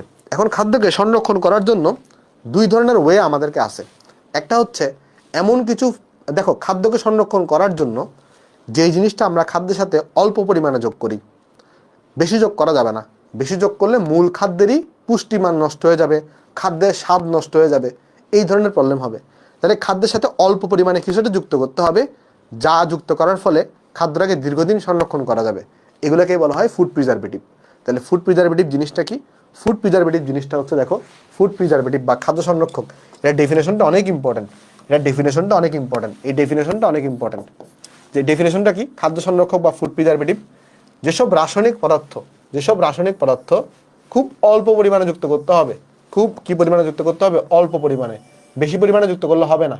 বেশি পরিমাণে যদি যুক্ত করো তাহলে হবে না, অল্প পরিমাণে যুক্ত করতে হবে। খাদ্যবস্তুর সাথে মিশিয়ে খাদ্যবস্তুকে ফাঙ্গাস ও ব্যাকটেরিয়ার আক্রমণ অথবা এনজাইমের প্রভাবটা পচন রোধ করা যায়, যে সে সকল পদার্থকে ফুড প্রিজারভেটিভ বা খাদ্য সংরক্ষক বলে। তার মানে ফুড প্রিজারভেটিভ জিনিসটা কি? যে সকল কেমিক্যালকে তুমি খাদ্যের সাথে অল্প পরিমাণে মিশাবা, বেশি মিশাইলে খাদ্যের পুষ্টিমান নষ্ট হবে, খাদ্যের স্বাদ নষ্ট হয়ে যাবে। অল্প পরিমাণে মিশাই তুমি খাদ্যকে সংরক্ষণ করবা, তাহলে এগুলোকে বলা হবে ফুড প্রিজারভেটিভ। আর ফুড প্রিজারভেটিভ যেগুলো আছে এগুলো আসলে মূলত কয় প্রকার হয়ে থাকে? দুই প্রকার হয়ে থাকে। যদি ফুড প্রিজারভেটিভগুলোকে আমরা প্রকৃতিগতভাবে পাই, মানে একটা আছে প্রাকৃতিক ফিডের ফুড প্রিজারভেটিভ, একটা আছে কৃত্রিম ফুড প্রিজারভেটিভ। দেখো একটা আছে কি প্রাকৃতিক ফুড প্রিজারভেটিভ, একটা আছে কৃত্রিম ফুড প্রিজারভেটিভ। দেখো প্রিজারভেটিভ মানেই কিন্তু কেমিক্যাল, মানে একটা হচ্ছে যে তুমি মানে প্রকৃতিতে অ্যাভেলেবল আছে, আর একটা হচ্ছে কেমিক্যাল যুক্ত করা। ওকে, তো একটা হচ্ছে আমাদের তাহলে কি ন্যাচারাল ফুড প্রিজারভেটিভ, একটা হচ্ছে আর্টিফিশিয়াল আর কেমিক্যাল ফুড প্রিজারভেটিভ। এছাড়াও তুমি ফুড প্রিজারভেটিভ অ্যাড করা ছাড়াও তুমি খাদ্যকে কিন্তু দীর্ঘদিন সংরক্ষণ করতে পারবা। এর জন্য দুইটা ওয়ে আছে। একটা হচ্ছে কি, একটা হইলো খাদ্যবস্তুর শুষ্ককরণ, মানে খাদ্যকে তুমি শুকায় ফেলবা। আরেকটা হইতে পারে খাদ্যবস্তুকে ফ্রিজিং করা, যেগুলো তোমরা মাছ মাংসকে ফ্রিজে রাখি না আমরা, বা ফলমূলকে কিন্তু আমরা ফ্রিজে রাখলে দীর্ঘদিন সংরক্ষণ করা যায়। তাহলে খাদ্যবস্তুকে নিম্ন তাপমাত্রায় রেখে যে ফ্রিজিং করা যেটা আছে, প্রসেস আছে, এর মাধ্যমে কিন্তু আমি কোনো ফুড প্রিজারভেটিভ অ্যাড করা ছাড়াও আমি খাদ্যকে সংরক্ষণ করতে পারি। তাহলে দেখো খাদ্যকে একটা ওয়ে হইতে পারে সংরক্ষণ করার জন্য ফুড প্রিজারভেটিভ অ্যাড করা। ফুড প্রিজারভেটিভ দুই প্রকার হইতে পারে, ন্যাচারাল আর আর্টিফিশিয়াল। আরেকটা হইতে পারে তোমার কি বলতো, কোনো ধরনের ফুড প্রিজারভেটিভ অ্যাড করা ছাড়া তুমি যদি খাদ্যবস্তুটাকে শুষ্ক করে ফেলো, অথবা সেখানে তুমি যদি ওটাকে ফ্রিজিং করা মানে কি ফ্রিজে রাখা বা রেফ্রিজারেটরে রাখা, তাহলে কিন্তু খাদ্যবস্তুকে দীর্ঘদিন সংরক্ষণ করা যায়। আমরা প্রথমে আগে এই দুই ওয়ে সম্পর্কে একটু জানবো, যে শুষ্ককরণ এবং তোমার হচ্ছে যে ফ্রিজিংটা। এরপর হচ্ছে আমরা প্রিজারভেটিভে ঢুকবো। তাহলে প্রথমে আমরা পড়বো এই যে শুষ্ককরণ। যদি বুঝতে চাও, প্রথমে একটা টার্ম আছে যার নাম হচ্ছে পানি সক্রিয়তা বা ওয়াটার অ্যাক্টিভিটি, যেটাকে সংক্ষেপে AW দিয়ে প্রকাশ করা হয়। সংক্ষেপে কি দিয়ে প্রকাশ করা হয়? AW, ওয়াটার অ্যাক্টিভিটি, AW দিয়ে প্রকাশ করা হয়। এই AW জিনিসটা কি? দেখো ধরো তুমি একটা ঘর নিচ্ছ, এখানে এই ঘরের মধ্যে ধরো তুমি এখানে যে কোনো একটা খাদ্যবস্তুকে তুমি রাখছো। ধরো এই ঘরের মধ্যে তুমি যে কোনো একটা খাদ্যবস্তুকে তুমি এখানে রাখছো। তাহলে যে কোনো একটা খাদ্যবস্তুকে তুমি এখানে রাখছো। এখন এই ঘরে কিন্তু কিছু জলীয় বাষ্প থাকবে। এই ঘরে কি থাকবে? চারপাশে কিন্তু কিছু জলীয় বাষ্প আছে। দেখো এই ঘরে চারপাশে কিন্তু কি থাকবে? কিছু জলীয় বাষ্প তোমার থাকবে। আবার এই খাদ্যবস্তুতেও কিন্তু কিছুটা জল থাকবে। তাহলে খাদ্যবস্তুতে কিন্তু কিছুটা কি আছে? জল আছে। এখন ওয়াটার অ্যাক্টিভিটি বা পানি সক্রিয়তা জিনিসটা কি? পানি সক্রিয়তা বা ওয়াটার অ্যাক্টিভিটি হচ্ছে ওই খাদ্যে যতটুকু পানি আছে তার সাথে তুমি যদি খাদ্যের চারপাশে যতটুকু পানি আছে তার অনুপাত করো, যে অনুপাতটা পাবা এটাকে বলা হবে ওয়াটার অ্যাক্টিভিটি বা তোমার AW বা পানি সক্রিয়তা। তাহলে কি বলতেছে দেখো, যে আমি যদি আগে এটা সূত্র লিখে দিই, পরে দেখবা ডেফিনেশনটা ইজি। আগে চলো সূত্রটা একবার লিখে দিই। তাহলে AW বা পানি সক্রিয়তা, এটা সূত্র হচ্ছে আমার সূত্র হচ্ছে খাদ্যে পানির পরিমাণ। সূত্র কি? এর সূত্র হইল খাদ্যে পানির পরিমাণ।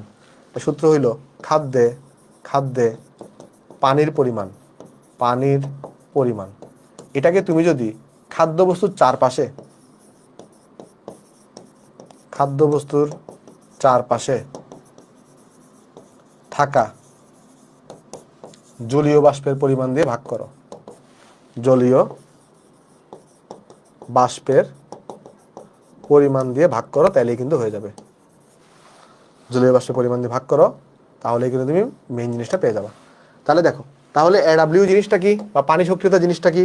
পানি সক্রিয়তা মানে হচ্ছে দেখো, কোন একটা পার্টিকুলার টেম্পারেচারে থাকা পানি বা জলীয় বাষ্পের পরিমাণ, মানে খাদ্যবস্তু থাকি কেমন, এবং খাদ্যবস্তুর চারপাশে পরিবেশে থাকা জলীয় বাষ্পের অনুপাতকে, জলীয় বাষ্পের যে অনুপাত আছে এই অনুপাতটাকে আমরা পানি সক্রিয়তা বা ওয়াটার অ্যাক্টিভিটি বলে থাকি। বোঝা গেছে ওয়াটার অ্যাক্টিভিটির সূত্রটা? এটা থেকে কোনো ম্যাথ নাই, বাট সংজ্ঞা বোঝার জন্য সূত্রটা একটু বোঝা লাগে। হ্যাঁ, সব যেগুলো বইয়ে নাই আমি তোমাকে বুঝাই বলি, তুমি একটা পার্টিকুলার বইতে সবকিছু পাবা না। আমি তো এগুলো মিলাই ঝিলাই তোমাকে পড়াচ্ছি অনেকগুলো বই থেকে, তাই না? মানে ধরো কোনো একটা বইতে এই টপিক থাকবে, কোনো একটা বইতে এই টপিক থাকবে না। দেখো BMR হাজারিসারের বইতে নাই, বাট তুমি দেখছো তো কোয়েশ্চন আসছে, বইয়ের কোয়েশ্চন আসছে না। সো তুমি যেন সব পারো, আমি তো তোমাকে বললাম, আমি তোমাকে চাইলেই বলতে পারতাম এই চ্যাপ্টার তুমি রিডিং করে নাও, বাট তুমি ওইটাতে তোমার অসুবিধা হয়ে যেত।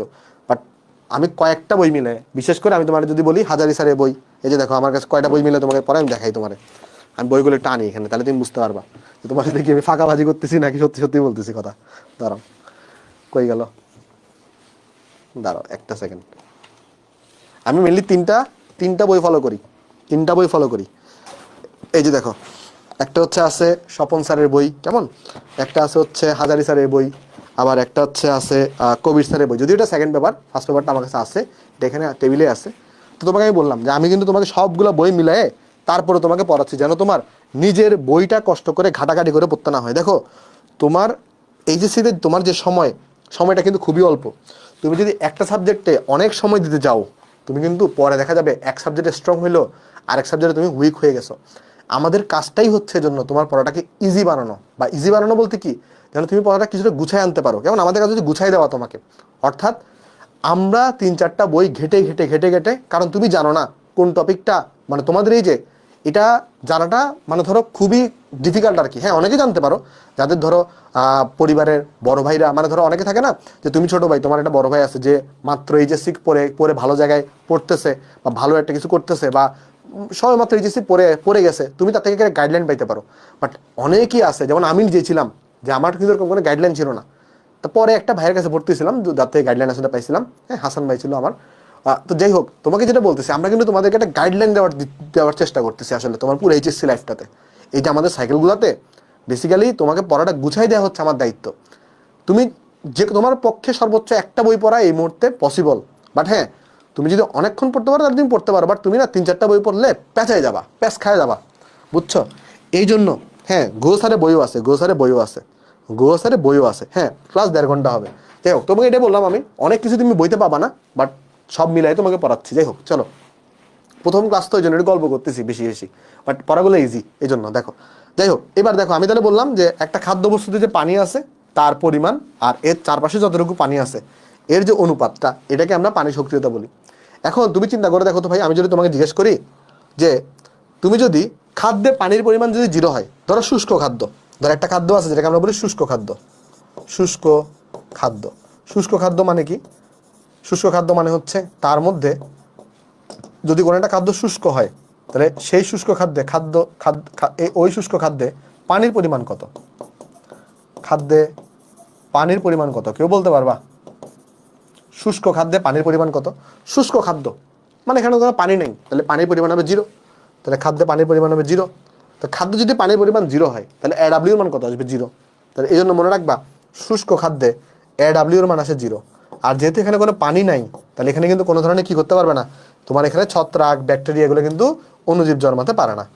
তাই এটাই এখানে লিখছে, দেখো যে পানি বাষ্পবিহীন সম্পূর্ণ শুষ্ক বস্তুতে AWটা 0 হয়, আর AW যদি 0 হয়ে যায় সেখানে কিন্তু কোনো ধরনের অণুজীব জন্মাইতে পারে না। বোঝা গেছে? ওকে। আর আমাদের সাধারণত AW এর মানটা কত হয়ে থাকে? AW এর মানটা সাধারণত 0 থেকে 1 এর মধ্যে হয়ে থাকে। AW এর মানটা সাধারণত কত হয়? 0 থেকে 1 এর মধ্যে হয়। AW এর মানটা 0 থেকে 1 এর মধ্যে হয়। তো চলো, এই বিষয়টা তোমরা বুঝে গেছো, আমরা একটু নেক্সটে তোমাকে যাই যেখানে একটা ছক দেওয়া আছে, এটা মেডিকেলে যারা প্রিপারেশন নেবে তারা ভালো করে পড়বা, বাট বাকিদের জন্য আমি যতটুকু বলবো ততটুকু তুমি পড়লেই চলবে। বা তোমার জন্য ইম্পর্টেন্ট কোনটা দেখো, তোমার জন্য ইম্পর্টেন্ট হচ্ছে প্রথমে এটা, যদি AWটা 0 হয়, AW যদি 0 হয় সেটা সম্পূর্ণ শুষ্ক খাদ্য, এটাও তোমার জন্য ইম্পর্টেন্ট। যে আচ্ছা এটা তো আমরা একটা আসতেছি, সেকেন্ডটা তো আমি একটু আসতেছি, আগে একটু থার্ড ফোর্থ এগুলো পরে আসি। তাহলে AWর রেঞ্জ কত? 0 থেকে 1, অলরেডি তোমাকে বলছি। তারপরে AWর মান যদি 0.9 বেশি হয় তাহলে এইটা ব্যাকটেরিয়া বৃদ্ধির জন্য উপযুক্ত। যদি AWর মানটা 0.8 থেকে বড় হয় তাহলে সেটা ছত্রাক জন্মানোর জন্য উপযুক্ত। আর যদি AWর মানটা 0.8 থেকে বড় হয় তাহলে ইস্ট জন্মানো বা বৃদ্ধির জন্য উপযুক্ত। আর যদি, তাহলে একটা জিনিস তুমি বলো তো, AWর মান বেশি হওয়া ভালো না কম হওয়া ভালো? দেখো AWর মান যত বাড়াচ্ছ তত কিন্তু ব্যাকটেরিয়া, ছত্রাক, ইস্ট এগুলো জন্মাচ্ছে, তত কি হচ্ছে? ব্যাকটেরিয়া, ছত্রাক, ইস্ট এগুলো জন্মাচ্ছে, তাহলে AW কম হওয়া ভালো। তাহলে মনে রাখবা আমাদের যেটা আছে AWর মানটা কিন্তু কম হওয়া ভালো। তাহলে মনে রাখবা AWর মান কম হওয়া ভালো, কম হওয়া ভালো, কারণ বেশি হইলে সেখানে বেশি পানি আছে আর সেটা তাড়াতাড়ি পচন হবে। তাহলে AWর মানটা কি হইতে হবে বলো তো? কম হওয়াটা কিন্তু ভালো। এখন একটা দেখলাম আমরা 0.8 থেকে বড় হলে ছত্রাক জন্মানোর জন্য উপযুক্ত, 0.8 থেকে বড় হলে ইস্ট জন্মানো বা বৃদ্ধির জন্য উপযুক্ত, আর 0.9 থেকে বড় হলে ব্যাকটেরিয়ার জন্য উপযুক্ত। এখানে ইম্পর্টেন্ট হচ্ছে এইটা, ব্যাকটেরিয়ার জন্য যেটা সেটা ইম্পর্টেন্ট, আর ছত্রাকেরটা একটু ইম্পর্টেন্ট। কেমন? মানে এই তিনটার মধ্যে। আচ্ছা বাকিগুলো তো সোজা। এবার আসো একটু করে কোটাজাতকরণের জন্য উপযুক্ত মানে কি? আমরা দেখি অনেক সময় অনেক খাদ্যকে কিন্তু কোটায় সংরক্ষণ করা হয়। তোমরা দেখছো যদিও আমাদের দেশে প্রচলনটা কম, বাট অনেক বিদেশি জায়গায় দেখবা তুমি মাংসকে কোটাজাতকরণ করতেছে, মাছকে কিন্তু তারা কোটাজাতকরণ করতেছে। হ্যাঁ, কিন্তু বাংলাদেশে এই ট্রেন্ডটা কম, বাট বিদেশে কিন্তু জিনিসটা করে। এখন সবগুলা খাদ্যকে তুমি কিন্তু কোটাজাতকরণ করতে পারবা না। ওই সকল খাদ্যকে তুমি কোটাজাতকরণ করতে পারবা যদি সেই খাদ্যের AWর মানটা 0.6 এর কম হয়, তাহলে কোটাজাতকরণের জন্য উপযুক্ত হবে এটা তখন। তাহলে আমরা এখানে এটা লিখে দিই, যেখানে একটু করে মনে রাখবা AW এর আদর্শ মানও বলে এটাকে। AW এর আদর্শ মান মানে আইডিয়াল মান কত সেটা হচ্ছে AW এর মানটা যদি 0.6 থেকে কম হয় সেটা হচ্ছে আদর্শ মান। আর আরেকটা জিনিস জিজ্ঞেস করে কোটাজাতকরণের শর্ত, কোটাজাতকরণের শর্তটা কি? শর্তটা হচ্ছে AW এর মানটাকে 0.6 থেকে কম হইতে হবে। তাহলে এই দুই টাইপের কোশ্চেন কিন্তু পরীক্ষায় আসতে পারে, তাহলে এটা কি বোঝা গেছে ভাই সবার? একটু আমাকে জানাবা এই দুটা জিনিস তুমি বুঝতে পারছো কিনা। তাহলে এটা এখানে দেখো লিখছি যে আমার ব্যাকটেরিয়া, ছত্রাক, ইস্ট এগুলো প্রতিরোধে অবশ্যই AW এর মানটা কম রাখতে হবে, অবশ্যই AW এর মান কি রাখতে হবে? কম রাখতে হবে, বেশি হওয়া কিন্তু ভালো না। ওকে, তাহলে চলো এবার আমরা নেক্সটে যাই। আমরা এখানে তাহলে শুষ্ককরণ পড়তেছি। শুষ্ককরণে আমরা এইখানে এগিয়ে দেখতেছি শুষ্ককরণ, আমরা আগে AW সম্পর্কে জানলাম, AW সম্পর্কে আমরা পড়ে ফেলছি।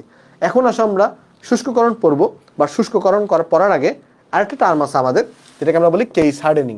দেখো আমরা কিন্তু এখন শুষ্ককরণ শুরু করে নিই। শুষ্ককরণ পড়ার আগে দুটো টার্ম ইম্পর্টেন্ট, একটা হচ্ছে পানি সক্রিয়তা বা AW, আর একটা হচ্ছে কেস হার্ডেনিং। কেস হার্ডেনিং মানে কি? কেস হার্ডেনিং মানে হচ্ছে এমন একটা প্রসেস যেখানে ওই খাদ্যবস্তুর যে পৃষ্ঠতল আছে, পৃষ্ঠতলটাকে শুকায় ফেলা হয় বা অনাদ্র করে ফেলা হয়। তাহলে কি করা হয় বলে? এই যে দেখো, এই যে আমাদের খাবারের যে পৃষ্ঠতল, এটা যদি তুমি দেখো মোরব্বা বা খেজুর, কেমন? মোরব্বা বা খেজুর, তো এখানে যদি খাবারের যে পৃষ্ঠতল আছে, খাবারের যে পৃষ্ঠতল আছে, এটাকে কি করে ফেলা হয়? এইটাকে কিন্তু শুষ্ক করে ফেলা হয়। আর এই শুষ্ক করলে কি হয়? শুষ্ক করে ফেললে AW যেটা আছে এটার মান কিন্তু অনেক কমে যায়। আর এই শুষ্ক করার যে প্রসেস, এটাকেই বলা হয় কেস হার্ডেনিং করা। তাহলে কেস হার্ডেনিং কি? এমন একটি প্রক্রিয়া যেখানে কোনো বস্তুর পৃষ্ঠতলকে কি করা হবে? বস্তুর পৃষ্ঠতলকে শুষ্ক করা হবে এবং অনাদ্র করা হবে। কেমন?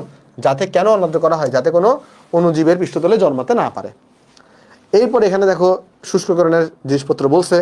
তো কোন কোন খাদ্যকে শুষ্ককরণ করা হয়? শুটকিকে, তারপরে তোমার কিশমিশ, খেজুর, এগুলাকে শুষ্ককরণ কিন্তু করা হয়ে থাকে। জাস্ট উদাহরণগুলো পড়বা। একটু করে এই পৃষ্ঠাটা পড়ে দেখো তো বুঝতেছো কিনা সবাই। একটু করে এই পৃষ্ঠাটা পড়ে আমাকে জানাও যে তুমি এতটুকু এখানে বুঝতে পারছো কিনা। ওকে, আশা করি বুঝতে পারছো। তাহলে চলো আমরা নেক্সটে চলে যাই। এবার আমাদের শুষ্ককরণটা শেষ, এখন আমরা পড়বো আমাদের ফ্রিজিং করা নিয়ে। যে খাদ্যবস্তুকে আমরা দুইভাবে কিন্তু ফ্রিজিং করতে পারি। দেখবা একটা আছে নর্মাল ফ্রিজিং, আর একটা আছে ডিপ ফ্রিজিং করা। যেমন দেখো কি আছে বলতো, এখানে দুই ধরনের ফ্রিজিং আছে। দেখো কিছু এখানে দেখবা হলুদ কালার, কিছু এখানে সবুজ কালার। হলুদ কালারগুলো একটু কম ইম্পর্টেন্ট, সবুজ কালারগুলো বেশি ইম্পর্টেন্ট। দেখো একটা আছে ফ্রিজিং করা, বা যেটাকে আমরা বলি শীতলীকরণ করা, আরেকটা আছে ডিপ ফ্রিজিং করা, ওই যে বরফ বানায় ফেলা, যেটাকে আমরা হিমায়ন বলে থাকি। দেখো এখানে টেম্পারেচারগুলো ইম্পর্টেন্ট। ফ্রিজিংয়ে আমরা টেম্পারেচার রাখি 0 থেকে 4 ডিগ্রি সেলসিয়াস, আর ডিপ ফ্রিজিংয়ে টেম্পারেচার রাখি -5 থেকে -18 ডিগ্রি সেলসিয়াস। বুঝছো? তাহলে এই টেম্পারেচারগুলো একটু ইম্পর্টেন্ট। যে ফ্রিজিংয়ে কী করা হয়, ফ্রিজিংয়ে টেম্পারেচার রাখা হয় 0 থেকে 4 ডিগ্রি সেলসিয়াস, আর ডিপ ফ্রিজিংয়ে কী করা হয় বলতো, -5 থেকে -18 মধ্যে রাখা হয়। আর এই নিম্ন তাপমাত্রাতে ব্যাকটেরিয়া কিন্তু কী করতে পারে না, জন্মাইতে পারে না। আমরা সবাই জানি ব্যাকটেরিয়া জন্মানোর উপযুক্ত পরিবেশ হচ্ছে 30 থেকে 45 ডিগ্রি সেলসিয়াস বা এর বেশি।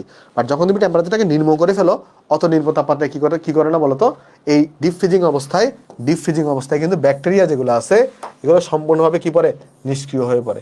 ব্যাকটেরিয়াগুলা সম্পূর্ণভাবে কিন্তু নিষ্ক্রিয় হয়ে পড়ে। ঠিক আছে? আচ্ছা, তাহলে আশা করি এতটুকু তুমি বুঝতে পারছো। তাহলে চলো নেক্সটে চলে দিই। তাহলে আমাদের আশা করি আমরা শুষ্ককরণ এবং ফ্রিজিং এগুলো বুঝে গেছি। এবার আসো আমরা ওই যে প্রাকৃতিক ফুড প্রিজার্ভ বলছিলাম, এবার আমাদের কি পড়বো বলতো, এবার আমরা পড়বো এটা। দেখো আমরা ফার্স্টে কিন্তু আগে শুষ্ককরণ এবং ফ্রিজিং করাটা দেখে ফেললাম। এখন আমরা এই দুইটা প্রিজারভেটিভ নিয়ে আলোচনা করবো। আমাদের যতটুকু সময় হয় আমরা ততটুকু পড়বো, বাকিটা আমরা নেক্সট ক্লাসে করবো। ওকে, তো চলো আমরা এখন আলোচনা করবো আমাদের প্রাকৃতিক ফুড প্রিজারভেটিভ নিয়ে ফার্স্ট অফ অল। কারণ আমরা কৃত্রিমটা আগে প্রাকৃতিক পড়ে ফেলি, তারপর আমরা কৃত্রিমটা পড়বো। দেখো যেগুলা প্রকৃতি থেকে আমরা সরাসরি পাই, যে সকল প্রিজারভেটিভ আমরা প্রকৃতি থেকে সরাসরি পাই, হ্যাঁ, এবং বহুকাল যাবত কিছু রাসায়নিক বস্তু আছে যেগুলোকে আমরা খাদ্যবস্তুর পচন রোধ করে, এদেরকে মোটামুটি আমরা কি বলি, প্রাকৃতিক ফুড প্রিজারভেটিভ বলি। বেসিক্যালি প্রাকৃতিক ফুড প্রিজারভেটিভ জিনিসটা কি, যাদেরকে আমরা মোটামুটি প্রকৃতি থেকে সরাসরি পাই। যেমন লবণ, খাদ্য লবণ, এটাকে তুমি প্রকৃতি থেকে সরাসরি পাও, কিন্তু সমুদ্রের পানি, এটাকে তোমাকে প্রডিউস করতে হয়, কোনো কেমিক্যাল কি তোমাকে বানাইতে হয় না, কোনো কিন্তু কেমিক্যাল তোমাকে বানাইতে হয় না, এটা তুমি প্রকৃতি থেকেই পাচ্ছ। এটাকে জন্য আমরা বলি প্রাকৃতিক ফুড প্রিজারভেটিভ। প্রাকৃতিক ফুড প্রিজারভেটিভ উদাহরণ কি আছে দেখো, একটু করে ভালো করে দেখো। প্রাকৃতিক ফুড প্রিজারভেটিভ উদাহরণ কি আছে? উদাহরণ আছে খাদ্য লবণ কিন্তু প্রাকৃতিক ফুড প্রিজারভেটিভ। চিনি, বিভিন্ন মশলা জাতীয় বস্তু যেমন হলুদ, রসুন, লবঙ্গ, সরিষার তেল, এই জিনিসগুলো কিন্তু কি বলতো, প্রাকৃতিক ফুড প্রিজারভেটিভ। আচ্ছা, এবার একটা জিনিস দেখো, এখানে লিখে রাখছে হলুদ চিনো, হলুদ তোমরা নিশ্চয়ই চিনো। হলুদ হচ্ছে অ্যান্টিঅক্সিডেন্ট, যা পচন কাজে বাধা দেয়। তাহলে একটু আমাকে বলো, অক্সিডেন্ট এই কথাটা কি? অক্সিডেন্ট হচ্ছে জারণ, আর অ্যান্টিঅক্সিডেন্ট এই কথাটা মানে কি? অ্যান্টি মানে হচ্ছে বিপরীত, তাহলে জারণের অপোজিটে কাজ করে। তাহলে ভালো করে বুঝো, জারণ ঘটা, খাদ্যবস্তুর জারণ ঘটা মানে কিন্তু খারাপ, খাদ্যবস্তুর পচন হয়ে যাবে। জারণ মানে কি? অক্সিডেন্ট। তাহলে অক্সিডেন্টের অপোজিট টার্ম কি? অ্যান্টিঅক্সিডেন্ট। তাহলে অক্সিডেন্টটাকে রোধ করার জন্য কে কাজ করে? অ্যান্টিঅক্সিডেন্ট কাজ করে, মানে জারণকে সে বাধা দেয়। তাহলে হলুদ অ্যাকচুয়ালি কি করে? খাদ্যের জারণ হওয়া থেকে খাদ্যকে বাঁচায়, বুঝতে পারছো? বা অ্যান্টিঅক্সিডেন্ট হিসেবে কাজ করে সেখানে। তো আমরা এখন প্রত্যেকটা খাদ্য তোমার ধরো প্রিজারভেটিভ নিয়ে আলোচনা করার চেষ্টা করবো, যেগুলো ইম্পর্টেন্ট পয়েন্ট। যেমন প্রথমে আছে খাদ্য লবণ বা সোডিয়াম ক্লোরাইড দ্বারা আমরা কিভাবে খাদ্য সংরক্ষণ করি। দেখো প্রথমে মনে রাখবা, লবণ দ্বারা খাদ্য সংরক্ষণ করার যে পদ্ধতি আছে এটাকে বলা হয় কিউরিং। তাহলে লবণ দ্বারা খাদ্য সংরক্ষণের পদ্ধতিকে কি বলে? কিউরিং বলে। তাহলে কিউরিং জিনিসটা কি খুবই গুরুত্বপূর্ণ। কিউরিং মানে কি? কিউরিং মানে হচ্ছে এই যে খাদ্য লবণ বা এর গাঢ় দ্রবণ দ্বারা তোমার খাদ্য সংরক্ষণ করার যে প্রসেস, খাদ্য সংরক্ষণ প্রক্রিয়াকে আমরা কিউরিং বলি। ঠিক আছে? আর এখানে আমরা কোন ধরনের দ্রবণ ইউজ করি? লবণের হয় 7 থেকে 8% আমরা সোডিয়াম ক্লোরাইড ইউজ করে থাকি, কোনো সময় 15 থেকে 20% গাঢ় দ্রবণ আমরা ব্যবহার করে থাকি। কেমন?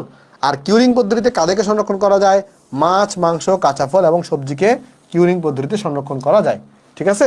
আচ্ছা, আর সামুদ্রিক যে ইলিশ মাছ আছে, সামুদ্রিক ইলিশ মাছ, এটাকে লম্বালম্বিভাবে চাকু দিয়ে টুকরা করে কেটে গুঁড়া লবণ ঢুকিয়ে কিন্তু সংরক্ষণ করা হয়। তাহলে আমরা কিভাবে চাকু দিয়ে কাটি বলতো?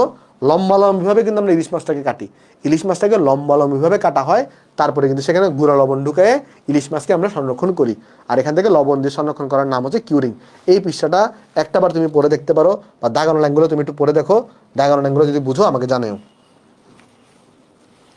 ম্যাট মানে মেডিকেল এডুকেশন টেস্ট। ওকে নুসরাত, ম্যাট মানে মেডিকেল এডুকেশন টেস্ট। বুঝছো সবাই? বুঝছো? এতটুকু বুঝছো? আশা করি বুঝতে পারছো। তাহলে লবণ থেকে তুমি কি মনে রাখবা? একটা হচ্ছে মনে রাখবা, লবণ দ্বারা খাদ্য সংরক্ষণ পদ্ধতিকে কিউরিং বলে। কিউরিংয়ের মাধ্যমে কোন খাদ্য সংরক্ষণ করা যায়? মাছ, মাংস, কাঁচা ফল, সবজি। তারপরে কিউরিংয়ে আমরা কোন দ্রবণটাকে ব্যবহার করি? 7 থেকে 8% সোডিয়াম ক্লোরাইড দ্রবণ, এটা বেশিরভাগ সময় ব্যবহার করি। কোনো সময় 15 থেকে 20% সোডিয়াম ক্লোরাইড দ্রবণ। আর কিউরিংয়ের একটা ভালো উদাহরণ হচ্ছে ইলিশ মাছ সংরক্ষণ করা। ইলিশ মাছকে কিন্তু চাকু দিয়ে লম্বালম্বিভাবে কাটা হয়, লম্বালম্বিভাবে কেটে তারপর আমরা লবণ ঢুকে সংরক্ষণ করি। এবার আসো সরিষার তেল দ্বারা খাদ্য সংরক্ষণ করা। সরিষার তেল যেটা করে, এটা আর্দ্রতা মুক্ত করে ফেলে পরিবেশটাকে। কি করে ফেলে বলতো? আর্দ্রতা মুক্ত করে ফেলে, মানে পানি মুক্ত করে ফেলে। কেমন? আর্দ্রতা মুক্ত করে ফেলে। আচ্ছা যাই হোক, এবার আসো চিনি দ্বারা খাদ্য সংরক্ষণ। চিনি দ্বারা, তো চিনি দ্বারা কিভাবে খাদ্য সংরক্ষণ করা যাবে? আমরা চিনি সিরাপ তৈরি করি। চিনি কি তৈরি করি? চিনির সিরাপ তৈরি করি। চিনির সিরাপের কত পার্সেন্ট চিনির দ্রবণ নিয়ে চিনির সিরাপ তৈরি করি? 65 থেকে 70% দ্রবণ নিয়ে। আচ্ছা, চিনির সিরাপে কাহিনী কি হয়? চিনির যে গাঢ় দ্রবণ আছে, চিনির যে গাঢ় দ্রবণ বা সিরাপের সংস্পর্শে ব্যাকটেরিয়া কোষের মধ্যস্থ জলীয় অংশকে চিনি কি করে? অভিস্রবণ প্রক্রিয়াতে বা অসমোসিস প্রক্রিয়াতে শোষণ করে নেয়। মানে কাহিনী কি হয়? ব্যাকটেরিয়া কোষের মধ্যস্থ জলীয় অংশ থাকে একটা। ব্যাকটেরিয়া কোষের মধ্যে কি থাকে? একটা জলীয় অংশ থাকে। ব্যাকটেরিয়া কোষের মধ্যে কি থাকে? জলীয় অংশ থাকে। সেটাকে কে শোষণ করে নিয়ে আসে? চিনির যে সিরাপটা সেটা শোষণ করে নিয়ে আসে। নিয়ে আসার ফলে এটা কোন প্রসেসের মাধ্যমে শোষণ করে নিয়ে আসে? মানে ব্যাকটেরিয়ার যে জলীয় অংশ, এটাকে চিনি সিরাপটা কোন প্রসেসের মাধ্যমে শোষণ করে নিয়ে আসে? সেটার নাম হচ্ছে আমাদের অভিস্রবণ বা অসমোসিস, যেটা পরীক্ষায় আসছে। দেখো, তাহলে যদি জিজ্ঞেস করে যে কোন প্রক্রিয়ার মাধ্যমে ব্যাকটেরিয়ার মধ্যস্থ জলীয় অংশ শোষিত হয়, তার নাম হচ্ছে অসমোসিস বা অভিস্রবণ প্রসেস। আচ্ছা, এবারে আচার তৈরির মাধ্যমে খাদ্য সংরক্ষণ করার যে পদ্ধতির নাম, তার নাম হচ্ছে পিকলিং।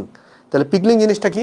পিকলিং জিনিসটা হচ্ছে কোনো একটা খাদ্যবস্তুকে তুমি যদি আচার তৈরির মাধ্যমে সংরক্ষণ করো, এটাকে বলা হয় পিকলিং করা। তাহলে লবণ দিয়ে সংরক্ষণ করাকে বলি কিউরিং করা, আর আচার তৈরি করার মাধ্যমে সংরক্ষণ করাকে আমরা বলি পিকলিং করা। ঠিক আছে? আর পিকলিং আমরা কি দিয়ে করি বলতো? পিকলিং আমরা করে থাকি কিন্তু ভিনেগার দিয়ে। তাহলে ভিনেগার দিয়ে কিন্তু আমরা পিকলিং করে থাকি। ভিনেগার কি জিনিস? 6 থেকে 10% যে ইথানোয়িক অ্যাসিড আছে, 6 থেকে 10% ইথানোয়িক অ্যাসিড, 6 থেকে 10% অ্যাসিটিক অ্যাসিড বা ইথানোয়িক অ্যাসিড, এটাকে আমরা বলি ভিনেগার বলে থাকি। ওকে, আচ্ছা, তাহলে আচার তৈরি করার মাধ্যমে যে খাদ্য সংরক্ষণ প্রসেস, তাকে আমরা বলি পিকলিং বা আচার তৈরি করা। বোঝা গেছে সবার? তাহলে পিকলিং থেকে এই জিনিসগুলো তুমি একটু মনে রাখবা। তারপর যাই, এবার আসো, অনেক সময় আমরা মোম দিয়েও কিন্তু খাদ্য সংরক্ষণ করতে পারি। বিশেষ করে আপেলকে কি করা হয়? আপেলের উপর মোমের প্রলেপ তৈরি করা হয়। মোমের প্রলেপ তৈরি করে এটাকে সংরক্ষণ করা যায়। বাট অত বেশি খাদ্যবস্তু আপেল আমরা আসলে অ্যাকচুয়ালি কি করি না, এই যে মোম দিয়ে সংরক্ষণ করি না। ঠিক আছে? তা আমাদের প্রাকৃতিক ফুড প্রিজারভেটিভ কিন্তু আমাদের শেষ। এখন আমাদের মেইন যে বিষয়টা, সেটার নাম হচ্ছে আমাদের কৃত্রিম ফুড প্রিজারভেটিভ। আমরা যতটুকু শেষ করতে পারি, বাকিটুকু আমরা নেক্সট ক্লাসে করবো, আর কিছু কোয়েশ্চেন সলভ করবো আমরা। তো চলো এবার আসলে আলোচনা করবো কৃত্রিম ফুড প্রিজারভেটিভ। দেখো, কৃত্রিম ফুড প্রিজারভেটিভ এরা সবাই কি হবে? কেমিক্যাল পদার্থ হবে, তাই না? তো এখন 3 প্রকারের কৃত্রিম ফুড প্রিজারভেটিভ আছে। কয় প্রকারের কৃত্রিম ফুড প্রিজারভেটিভ আছে? 3 প্রকারের। দেখো, কৃত্রিম ফুড প্রিজারভেটিভস 3 ধরনের হয়ে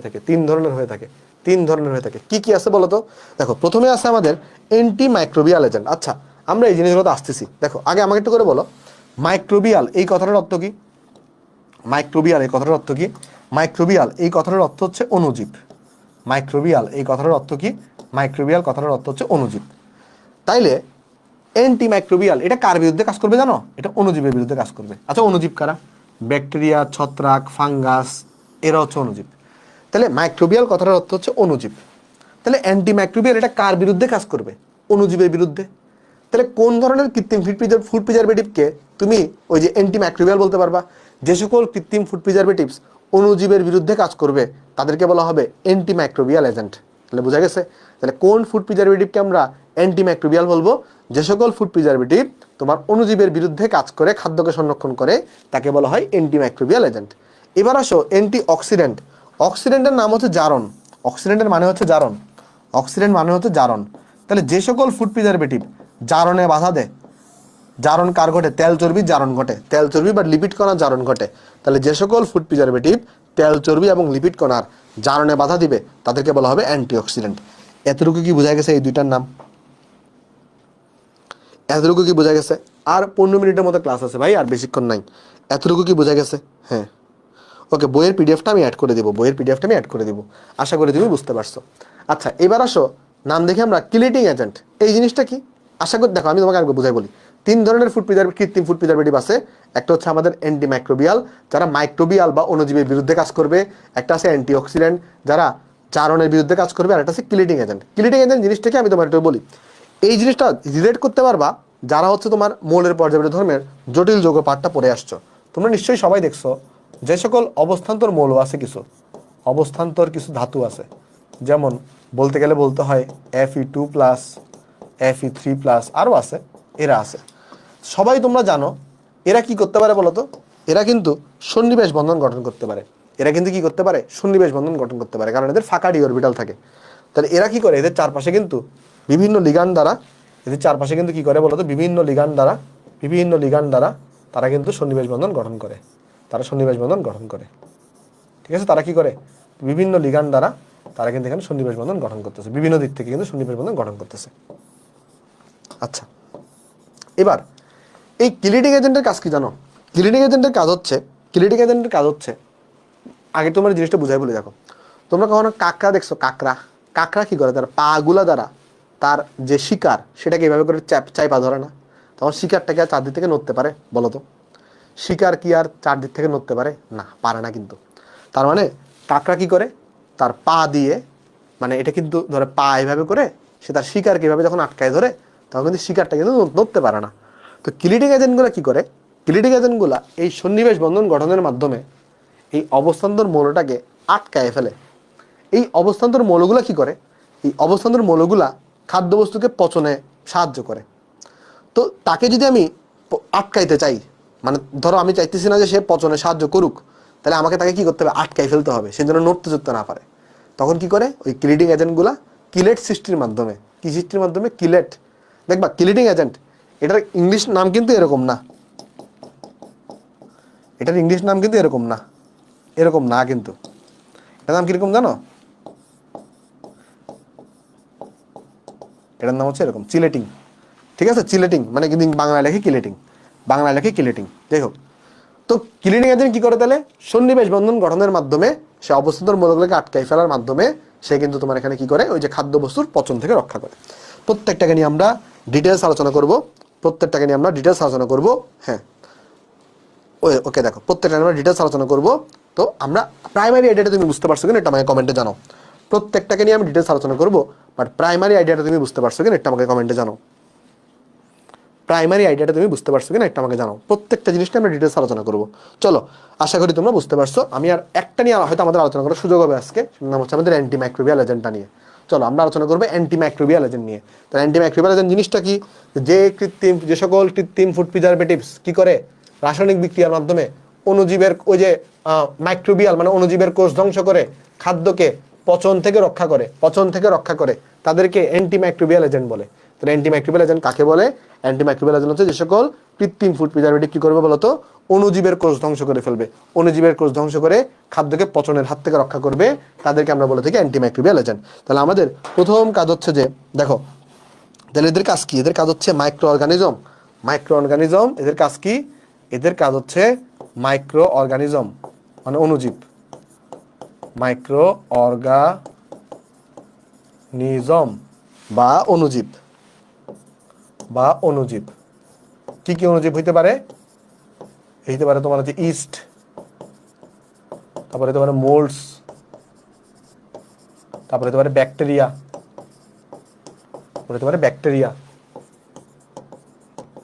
ব্যাকটেরিয়া হতে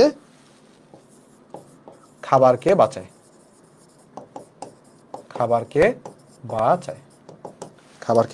ঠিক আছে, খাবারকে বাঁচায়। ওকে, তাহলে এরা হচ্ছে এই কাজগুলো করে। আচ্ছা, এখন আমাদের একটু দেখতে হবে যে কারা কারা অ্যান্টিমাইক্রোবিয়াল এজেন্ট হিসেবে কাজ করে। দেখো, এই উদাহরণগুলো একটু ইম্পর্টেন্ট, এক্সাম্পলগুলো একটু ইম্পর্টেন্ট। একটা আছে সোডিয়াম বেনজোয়েট বা বেনজোইক অ্যাসিড। তাহলে এক্সাম্পলগুলো অনেক বেশি ইম্পর্টেন্ট, আমি তোমার বলি। এখন আমরা লিখবো এক্সাম্পল, মানে কারা কারা এই যে অ্যান্টিমাইক্রোবিয়াল এজেন্ট হিসেবে কাজ করে। দেখো, কারা কারা অ্যান্টিমাইক্রোবিয়াল এজেন্ট হিসেবে কাজ করে। নাম্বার ওয়ান হতে পারে এই বেনজোইক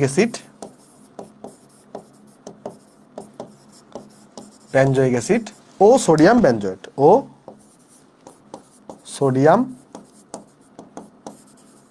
বেনজোয়েট। তুমি কি এদের সংকেত চিনো? বেনজোইক অ্যাসিড ও সোডিয়াম বেনজোয়েট। আচ্ছা, সংকেত আমি দেখাবো, যখন এদেরকে পড়াবো তখন সংকেত দেখাবো।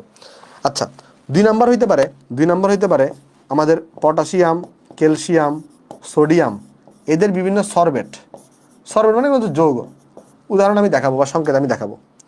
3 নম্বর হইতে পারে সাইট্রিক অ্যাসিড ও সাইট্রেট লবণ। 3 নম্বর হইতে পারে সাইট্রিক অ্যাসিড ও সাইট্রেট লবণ। তাহলে কি কি হইতে পারে বলো তো? দেখো, তিনটে উদাহরণ আমরা দেখলাম। একটা হচ্ছে কি বেনজোইক অ্যাসিড ও সোডিয়াম বেনজোয়েট, পটাশিয়াম ক্যালসিয়াম সোডিয়ামের সরবেট, সাইট্রিক অ্যাসিড ও সাইট্রেট লবণ, সাইট্রিক অ্যাসিড এবং সাইট্রেট লবণ। 4 নম্বর হইতে পারে নাইট্রেট ও নাইট্রেট লবণ। 4 নম্বর কি হতে পারে? নাইট্রেট ও নাইট্রাইট লবণ। তারপরে তোমার হচ্ছে ধরো 5 নম্বর হতে পারে সালফাইট ও সালফার ডাইঅক্সাইড গ্যাস। তারপর ধরো তোমার 6 নম্বর হইতে পারে আমাদের CH3COOH, যেটাকে আমরা বলি ইথানোয়িক অ্যাসিড।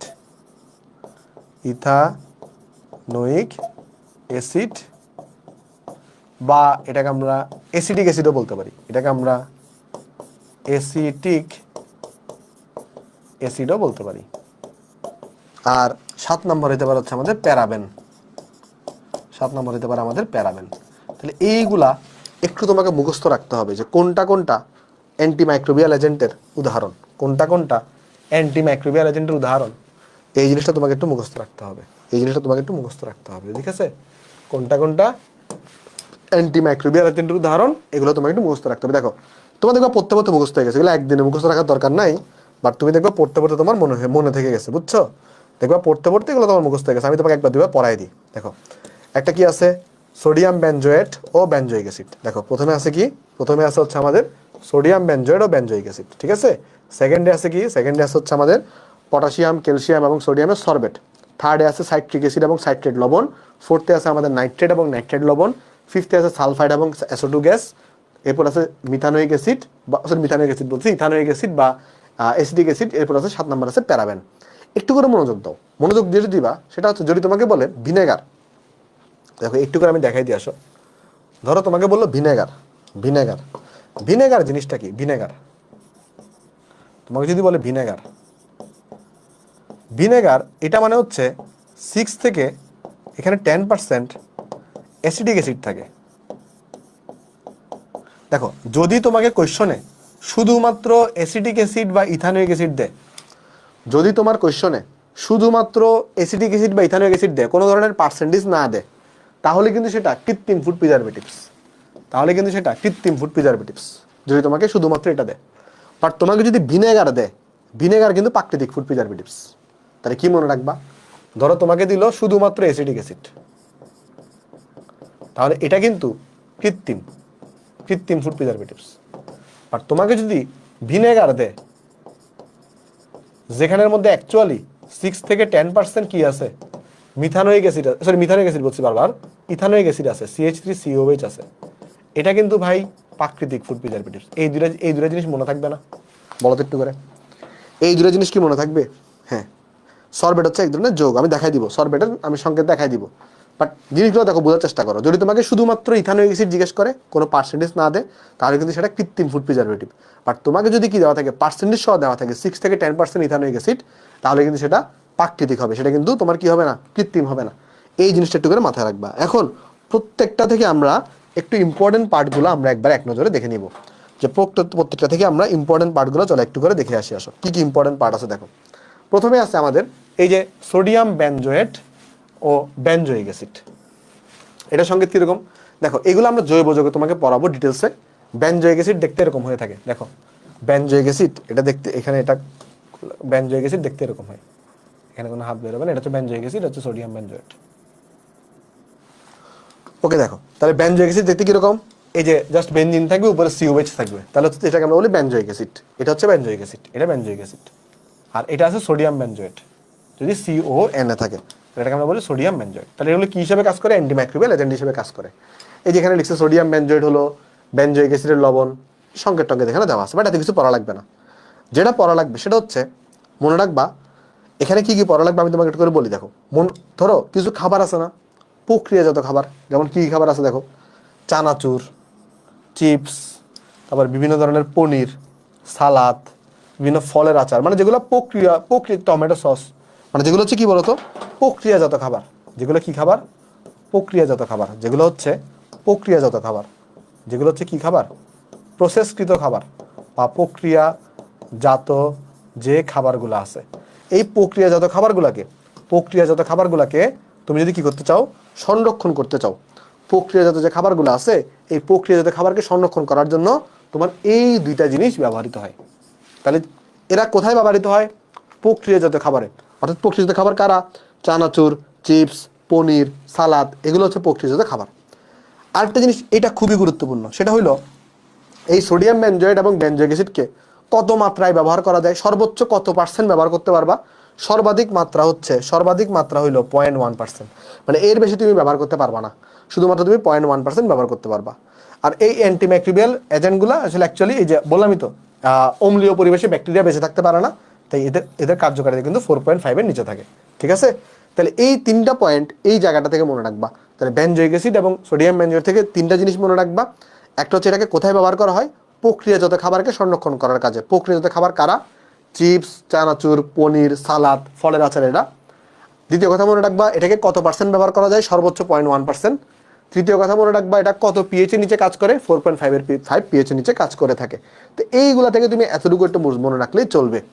সেকেন্ডে আমরা যাই। সেকেন্ডে আছে, দেখো এখানে আরেকটা জিনিস তোমাকে এখানে বলে দিছে, সেটা হচ্ছে একটা দাঁড়াও, হ্যাঁ দেখো, একটা তোমার ওই আরেকটা নাম বলছিলাম প্যারাবেন। দেখো এখানে একটা জিনিস বলছিলাম প্যারাবেন। প্যারাবেন সম্পর্কে দুটো জিনিস তুমি একটু মনে রাখবা। দেখো প্যারাবেন দুটো জিনিস একটু মনে রাখবা। দেখো প্রথম কথা, আমি তোমার একটু করে জৈব যৌগে যদি একটু করে বলি, দেখো এই যে ধরো আমি যদি ধরো এখানে লিখতেছি একটা জৈব অ্যাসিড। একটা জৈব অ্যাসিডের সংকেত হইল RCOOH। এই জৈব অ্যাসিডের একটা জাতক আছে। জাতক কি জিনিস সব আমরা পড়বো, যখন আমরা অর্গানিক কেমিস্ট্রি পড়বো তখন সব আমি তোমাদেরকে পড়াবো। যে এটা তো ধরো জৈব অ্যাসিড RCOOH, ঠিক আছে? যেমন ইথানোয়িক অ্যাসিড হয়, মিথানোয়িক অ্যাসিড হয়, প্রোপানোয়িক অ্যাসিড হয়, এগুলোকে আমরা জৈব অ্যাসিড বলি। জৈব অ্যাসিডের 4টা জাতক থাকে। কয়টা জাতক থাকে? 4টা জাতক থাকে। জাতক কি? জাতক সব পড়বো। ওইখানে OH কে প্রতিস্থাপন করে জাতক তৈরি করা হয়। তো জৈব অ্যাসিডের একটা জাতকের নাম হচ্ছে এস্টার। জৈব অ্যাসিডের একটা জাতকের নাম কি? এস্টার, যার সংকেত হয়ে থাকে RCOOR। বেসিক্যালি কি হয়, এটা তোমার জৈব অ্যাসিড, এখানে OH কে কি দিয়ে প্রতিস্থাপন করে? OR দিয়ে। তাহলে এই এস্টার কি জিনিস? এস্টারের সংকেত হচ্ছে এরকম। আমরা এটা যখন জৈব রসায়ন পড়বো তখন দেখবো। তাই কেন পড়াচ্ছি? এটা পড়ানোর রিজন হলো এই যে প্যারাবেনের সংকেত এখানে দেওয়া আছে। দেখো প্যারাবেনের সংকেত, এটা কিন্তু ডাবল বন্ড, এটা কিন্তু ডাবল বন্ড। ঠিক আছে? এটা কিন্তু ডাবল বন্ড, এটা মনে রাখবে, ডাবল বন্ড। ওকে যাই হোক, ডাবল বন্ড। ওকে যাই হোক, দেখো প্যারাবেনে কি হয়, প্যারাবেনে এই OH মূলকটা প্যারা অবস্থানে আছে, তাই আসলে এটার নাম প্যারাবেন দেওয়া হয়েছে। তাই এটার নাম কি বলতো? এটার নাম প্যারাবেন দেওয়া হয়েছে, প্যারাবেন। প্যারাবেনের প্রবলেমটা কি জানো? প্যারাবেনের একটা সাইড ইফেক্ট আছে। যদি তুমি অধিক মাত্রায় প্যারাবেনকে রিসিভ করো, তাহলে প্যারাবেন কি করে? প্যারাবেন একটা হরমোন সে নিঃসরণ করে, যার নাম হচ্ছে ইস্ট্রোজেন। এই হরমোনটা ব্রেস্ট ক্যান্সার ঘটাইতে পারে, আবার বালিকাদের অগ্রিম বয়ঃসন্ধি ঘটাইতে পারে। মানে যেই বয়সে বয়ঃসন্ধি ঘটার কথা তার আগেই বয়ঃসন্ধিকাল হয়ে যেতে পারে যদি প্যারাবেন যুক্ত খাবার তুমি বেশি খাও, বা এটার অনুমোদন থেকে তুমি যদি বেশি ইউজ করো। তাই প্যারাবেন থেকে তুমি দুটো জিনিস মনে রাখবা। এটাকে প্যারাবেন কেন নাম দেওয়া হয়েছে? এটার প্যারা অবস্থানে OH আছে বলে। প্যারাবেনের ফলে কি সাইড ইফেক্ট হতে পারে? ব্রেস্ট ক্যান্সার আর অগ্রিম বয়ঃসন্ধি হতে পারে। আরেকটা হতে পারে প্যারাবেন কোন হরমোন নিঃসরণ করে? ইস্ট্রোজেন। তাহলে এই দুই তিনটা জিনিস, হ্যাঁ কর্মমুখী রসায়ন তুমি শুরু করতে পারবা। যদি তুমি মূলের পর্যাপিত পড়া না থাকে কোনো সমস্যা নাই, তুমি কর্মমুখী রসায়ন শুরু করতে পারবা, কোনো সমস্যা হবে না। ঠিক আছে? আচ্ছা, কোনো সমস্যা হবে না। তাহলে আশা করি তুমি প্যারাবেন থেকে এগুলো মনে রাখতে পারবা। তারপরে আমরা চলে যাই ওই যে সরবেটগুলা। কি কি সরবেট ছিল? পটাশিয়াম, সোডিয়াম আর ক্যালসিয়াম সরবেট ছিল, 3টা সরবেট ছিল। দেখো এখানে ফার্স্ট অফ অল এই যে তোমার ধরো এখানে প্রথম কথা এই যে সরবিক অ্যাসিড এটার সংকেতটা শিখো। সরবিক সরবিক অ্যাসিডের আণবিক সংকেত হচ্ছে এটা। সরবিক অ্যাসিডে কি আছে বলতো? আণবিক সংকেত হচ্ছে এটা C6H8 এবং O2। সরবিক অ্যাসিডের আণবিক সংকেত কি? C6H8 এবং O2। আর সরবিক অ্যাসিডের গাঠনিক সংকেত হচ্ছে এখানে এরকম। সরবিক অ্যাসিডের গাঠনিক সংকেত হচ্ছে এখন এরকম। আর সরবিক অ্যাসিডের আইউপ্যাক নাম হচ্ছে এটা। এখন তুমি প্রশ্ন করবা, ভাই এই নাম কোত্থেকে আসলো? এই যে এখানে একটা নাম, দেখো এই নামকরণ আমরা শিখাবো জৈব যৌগের নামকরণ ইন্টারেস্টিং একটা পার্ট। তুমি এমনভাবে তোমাকে শিখাবো আমাদের সাইকেল 4-এ যেন তুমি দুনিয়ার যে কোনো জৈব যৌগের নামকরণ তুমি করতে পারো। যাই হোক, তো এই তোমাকে আপাতত তোমার কি কি মনে রাখা লাগবে? আপাতত তুমি যখন জৈব রসায়ন পড়ো নাই, তোমার এই নামটা মনে রাখা লাগবে যে সরবিক অ্যাসিডের সংকেত হচ্ছে এটা। আর সর্বিক অ্যাসিডের আণবিক সংকেত এটা, গাঠনিক সংকেত এটা। গাঠনিক সংকেতে কি থাকে? দুটো ডাবল বন্ড থাকে। দেখো এটাকে আমরা 1 নাম্বার কার্বন বলি, এটা আমাদের 2 নাম্বার কার্বন। এটা 1 নাম্বার কেন হইলো, এটা কেন 1 নাম্বার হইলো না, এগুলো তুমি জৈব রসায়নে পড়াবো। এটা তোমার 3 নাম্বার কার্বন, এটা তোমার 4 নাম্বার কার্বন, এটা তোমার 5 নাম্বার কার্বন, এটা তোমার 6 নাম্বার কার্বন। দেখো এখানে 6টা C6 আছে। দেখো এটার নামকরণটা কিভাবে করা হয়েছে দেখো তো। এখানে কয় নাম্বার কার্বনগুলো থেকে ডাবল বন্ড তৈরি হয়েছে দেখো তো, কয় নাম্বার কার্বনগুলো থেকে ডাবল বন্ড তৈরি হয়েছে। দেখো একটা ডাবল বন্ড তৈরি হয়েছে 2 নাম্বার কার্বন থেকে, একটা ডাবল বন্ড তৈরি হয়েছে 2 নাম্বার কার্বন থেকে। দেখো 2 নাম্বার কার্বন থেকে একটা ডাবল বন্ড তৈরি হয়েছে, আর একটা ডাবল বন্ড তৈরি হয়েছে 4 নাম্বার কার্বন থেকে। তাহলে ডাবল বন্ডগুলো তৈরি হয়েছে কোত্থেকে? একটা হচ্ছে 2 নাম্বার কার্বন থেকে, একটা 4 নাম্বার কার্বন থেকে। তাই এখানে প্রথমে আগে 2 আর 4 লেখা হয়েছে। তারপর এখানে কার্বন আছে কয়টা? 4টা, তাই এখানে হেক্সা লেখা হয়েছে। ডাবল বন্ড আছে কয়টা? 2টা, তাই এখানে ডাই ইন লেখা হয়েছে। আর এখানে ওই যে COH আছে, COH-টাকে জন্য ওইক অ্যাসিড লিখে। নামকরণ আমি তোমাকে জাস্ট ভেঙে ভেঙে দেখাচ্ছি, বাট নামকরণটা তুমি পারবা, তোমাকে শিখাবো, জৈব রসায়নে শিখাবো। এখানে এত প্যারা নেওয়ার দরকার নেই। এখানে তুমি কি প্যারা নিবা? সর্বিক অ্যাসিডের সংকেতটা মনে রাখবা, আণবিক সংকেত একটু মনে রাখবা, গাঠনিক সংকেতটা একটু মনে রাখবা, 2-3 বার লিখে লিখে প্র্যাকটিস করবা। আর এটার আইউপ্যাক নামটা একটু মনে রাখবা। মনে রাখার টেকনিক কি? 2 আর 4 থেকে ডাবল বন্ড তৈরি হয়েছে, তাই এটাকে 2,4 বলা হয়েছে। 6 কার্বন আছে, তাই এটাকে হেক্সা বলা হয়েছে। 2টা ডাবল বন্ড, তাই ডাই ইন বলা হয়েছে, অ্যালকিন ইন বলা হয়েছে জন্য। আর এখানে ওইক অ্যাসিড লেখা হয় COH থাকার কারণে। এই জিনিসটা তোমরা এখনো পড়ো নাই, এই জিনিসটা তোমরা এখনো পড়ো নাই, তোমাদেরকে পড়াই দেওয়া হবে। জৈব রসায়ন পড়ানোর সময় নামকরণ পড়াবো, বাট আপাতত যা সংকেত আর নামকরণটা একটু মুখস্থ রাখবা। আচ্ছা, পটাশিয়াম সরবেট যেটা আছে, এটাকে কিন্তু পৃথিবীর সর্বত্র খাদ্যবস্তুর প্রিজারভেটিভ রূপে ব্যবহার করা হয়। দেখো এখানে মধ্যে তোমার সবগুলো পড়া লাগবে না, বাট সবুজ কালার যেগুলো দাগাই দিছি আর লাল কালার যেগুলো দাগানো থাকবে সেগুলো তুমি ভালো করে পড়বা। হলুদ কালারগুলো তুমি মোটামুটি একবার রিডিং দিয়ে যাবা, কিন্তু সবুজ কালার আর হলুদ কালার, লাল কালারগুলো ভালো করে পড়বা। পটাশিয়াম সরবেটকে ব্যবহার করে আমরা কি করতে পারি? দই, মিষ্টি, পনির, মাখন, বেকারি সামগ্রী যেগুলো আছে এগুলো কিন্তু সংরক্ষণ করা যায়। এগুলো একটু মনে রাখবা। তারপর আমি একবার পড়াই দিই। অ্যাসিডিক অ্যাসিড, অ্যাসিডিক অ্যাসিড দেখো যদি তোমাকে 6 থেকে 10% কি বলে, 6 থেকে 10% যদি তোমাকে ভিনেগার বলে, ভিনেগার কিন্তু প্রাকৃতিক, ভিনেগার কিন্তু কৃত্রিম না। কিন্তু যদি শুধু অ্যাসিডিক, শুধু যদি কি বলে ইথানোয়িক অ্যাসিড বা অ্যাসিডিক অ্যাসিড বলে কোনো পার্সেন্টেজ ছাড়া, সেটা হচ্ছে অ্যান্টিমাইক্রোবিয়াল বা কৃত্রিম। কেমন? এগুলো এখানে একটু পড়ে নিবা তোমরা। আচ্ছা, এরপরে এখানে যে জিনিসটা মনে রাখতে পারো, তোমার এখানে কি ক্যালসিয়াম প্রোপানোয়েট, এটা দিয়ে আমরা পাউরুটি, বিস্কুট, দুগ্ধজাত এগুলোকে সংরক্ষণ করি। এগুলো এত ইম্পর্টেন্ট না, আমি ইম্পর্টেন্টগুলো তোমাকে দেখাই দিই। ইম্পর্টেন্টগুলো তোমাকে দেখাই দিই। সাইট্রিক অ্যাসিড এত ইম্পর্টেন্ট না, এখানে পড়ার দরকার নেই এত কিছু। আর এটা একটু ইম্পর্টেন্ট, দেখো এটা একটু ইম্পর্টেন্ট, এটাকে একটু মনোযোগ দিবা, এটাকে একটু মনোযোগ দিবা। নাইট্রেট ও নাইট্রাইট লবণ। এখান থেকে প্রথমে তুমি কি মনে রাখবা? দেখো আমাদের যে মাংস আছে না, মাংস সংরক্ষণ করার জন্য নাইট্রেট লবণগুলো ব্যবহার করা হয়। তাহলে মাংস ও মাংসজাত খাদ্য সংরক্ষণে নাইট্রাইট ও নাইট্রেট লবণ ব্যবহৃত হয়। এটা ভালো করে মনে রাখবা। তাহলে মাংস সংরক্ষণ করার জন্য কোন ধরনের কৃত্রিম ফুড প্রিজারভেটিভ ইউজ করা হয়? নাইট্রাইট ও নাইট্রেট লবণ। আচ্ছা, আর তুমি যদি কি করতে চাও, কাঁচা ফল, ফলের রস, মদ, সবুজ শাকসবজি এগুলো সংরক্ষণের জন্য কি ইউজ করা হয় বলতো? সালফাইড লবণ ব্যবহার করা হয়। তাহলে জুস সংরক্ষণ বা ফলের রস সংরক্ষণ এগুলোতে আমরা এগুলোকে ব্যবহার করে থাকি। তাহলে এইগুলো তুমি একটু পড়ে নিবা। আর এর মাধ্যমে আমাদের আজকের লেকচারটা শেষ হচ্ছে। আমি তোমাকে এতটুকু পর্যন্ত PDF দিয়ে দিব, আর এর মাধ্যমে আমাদের আজকের লেকচার শেষ হচ্ছে। আমরা আগামী ক্লাসে এই যা পড়ছি প্রাকৃতিক ফুড প্রিজারভেটিভ আর এতটুকু পর্যন্ত, বাকিটা তো আমরা প্রিজারভেটিভ শেষ করবোই, সাথে আমরা অনেকগুলো কিন্তু MCQ প্র্যাকটিস করবো। তো সবাই ভালো থাকবা, দেখা হবে নেক্সট ক্লাসে পরশুদিন। যাই তাহলে, আসসালামু আলাইকুম।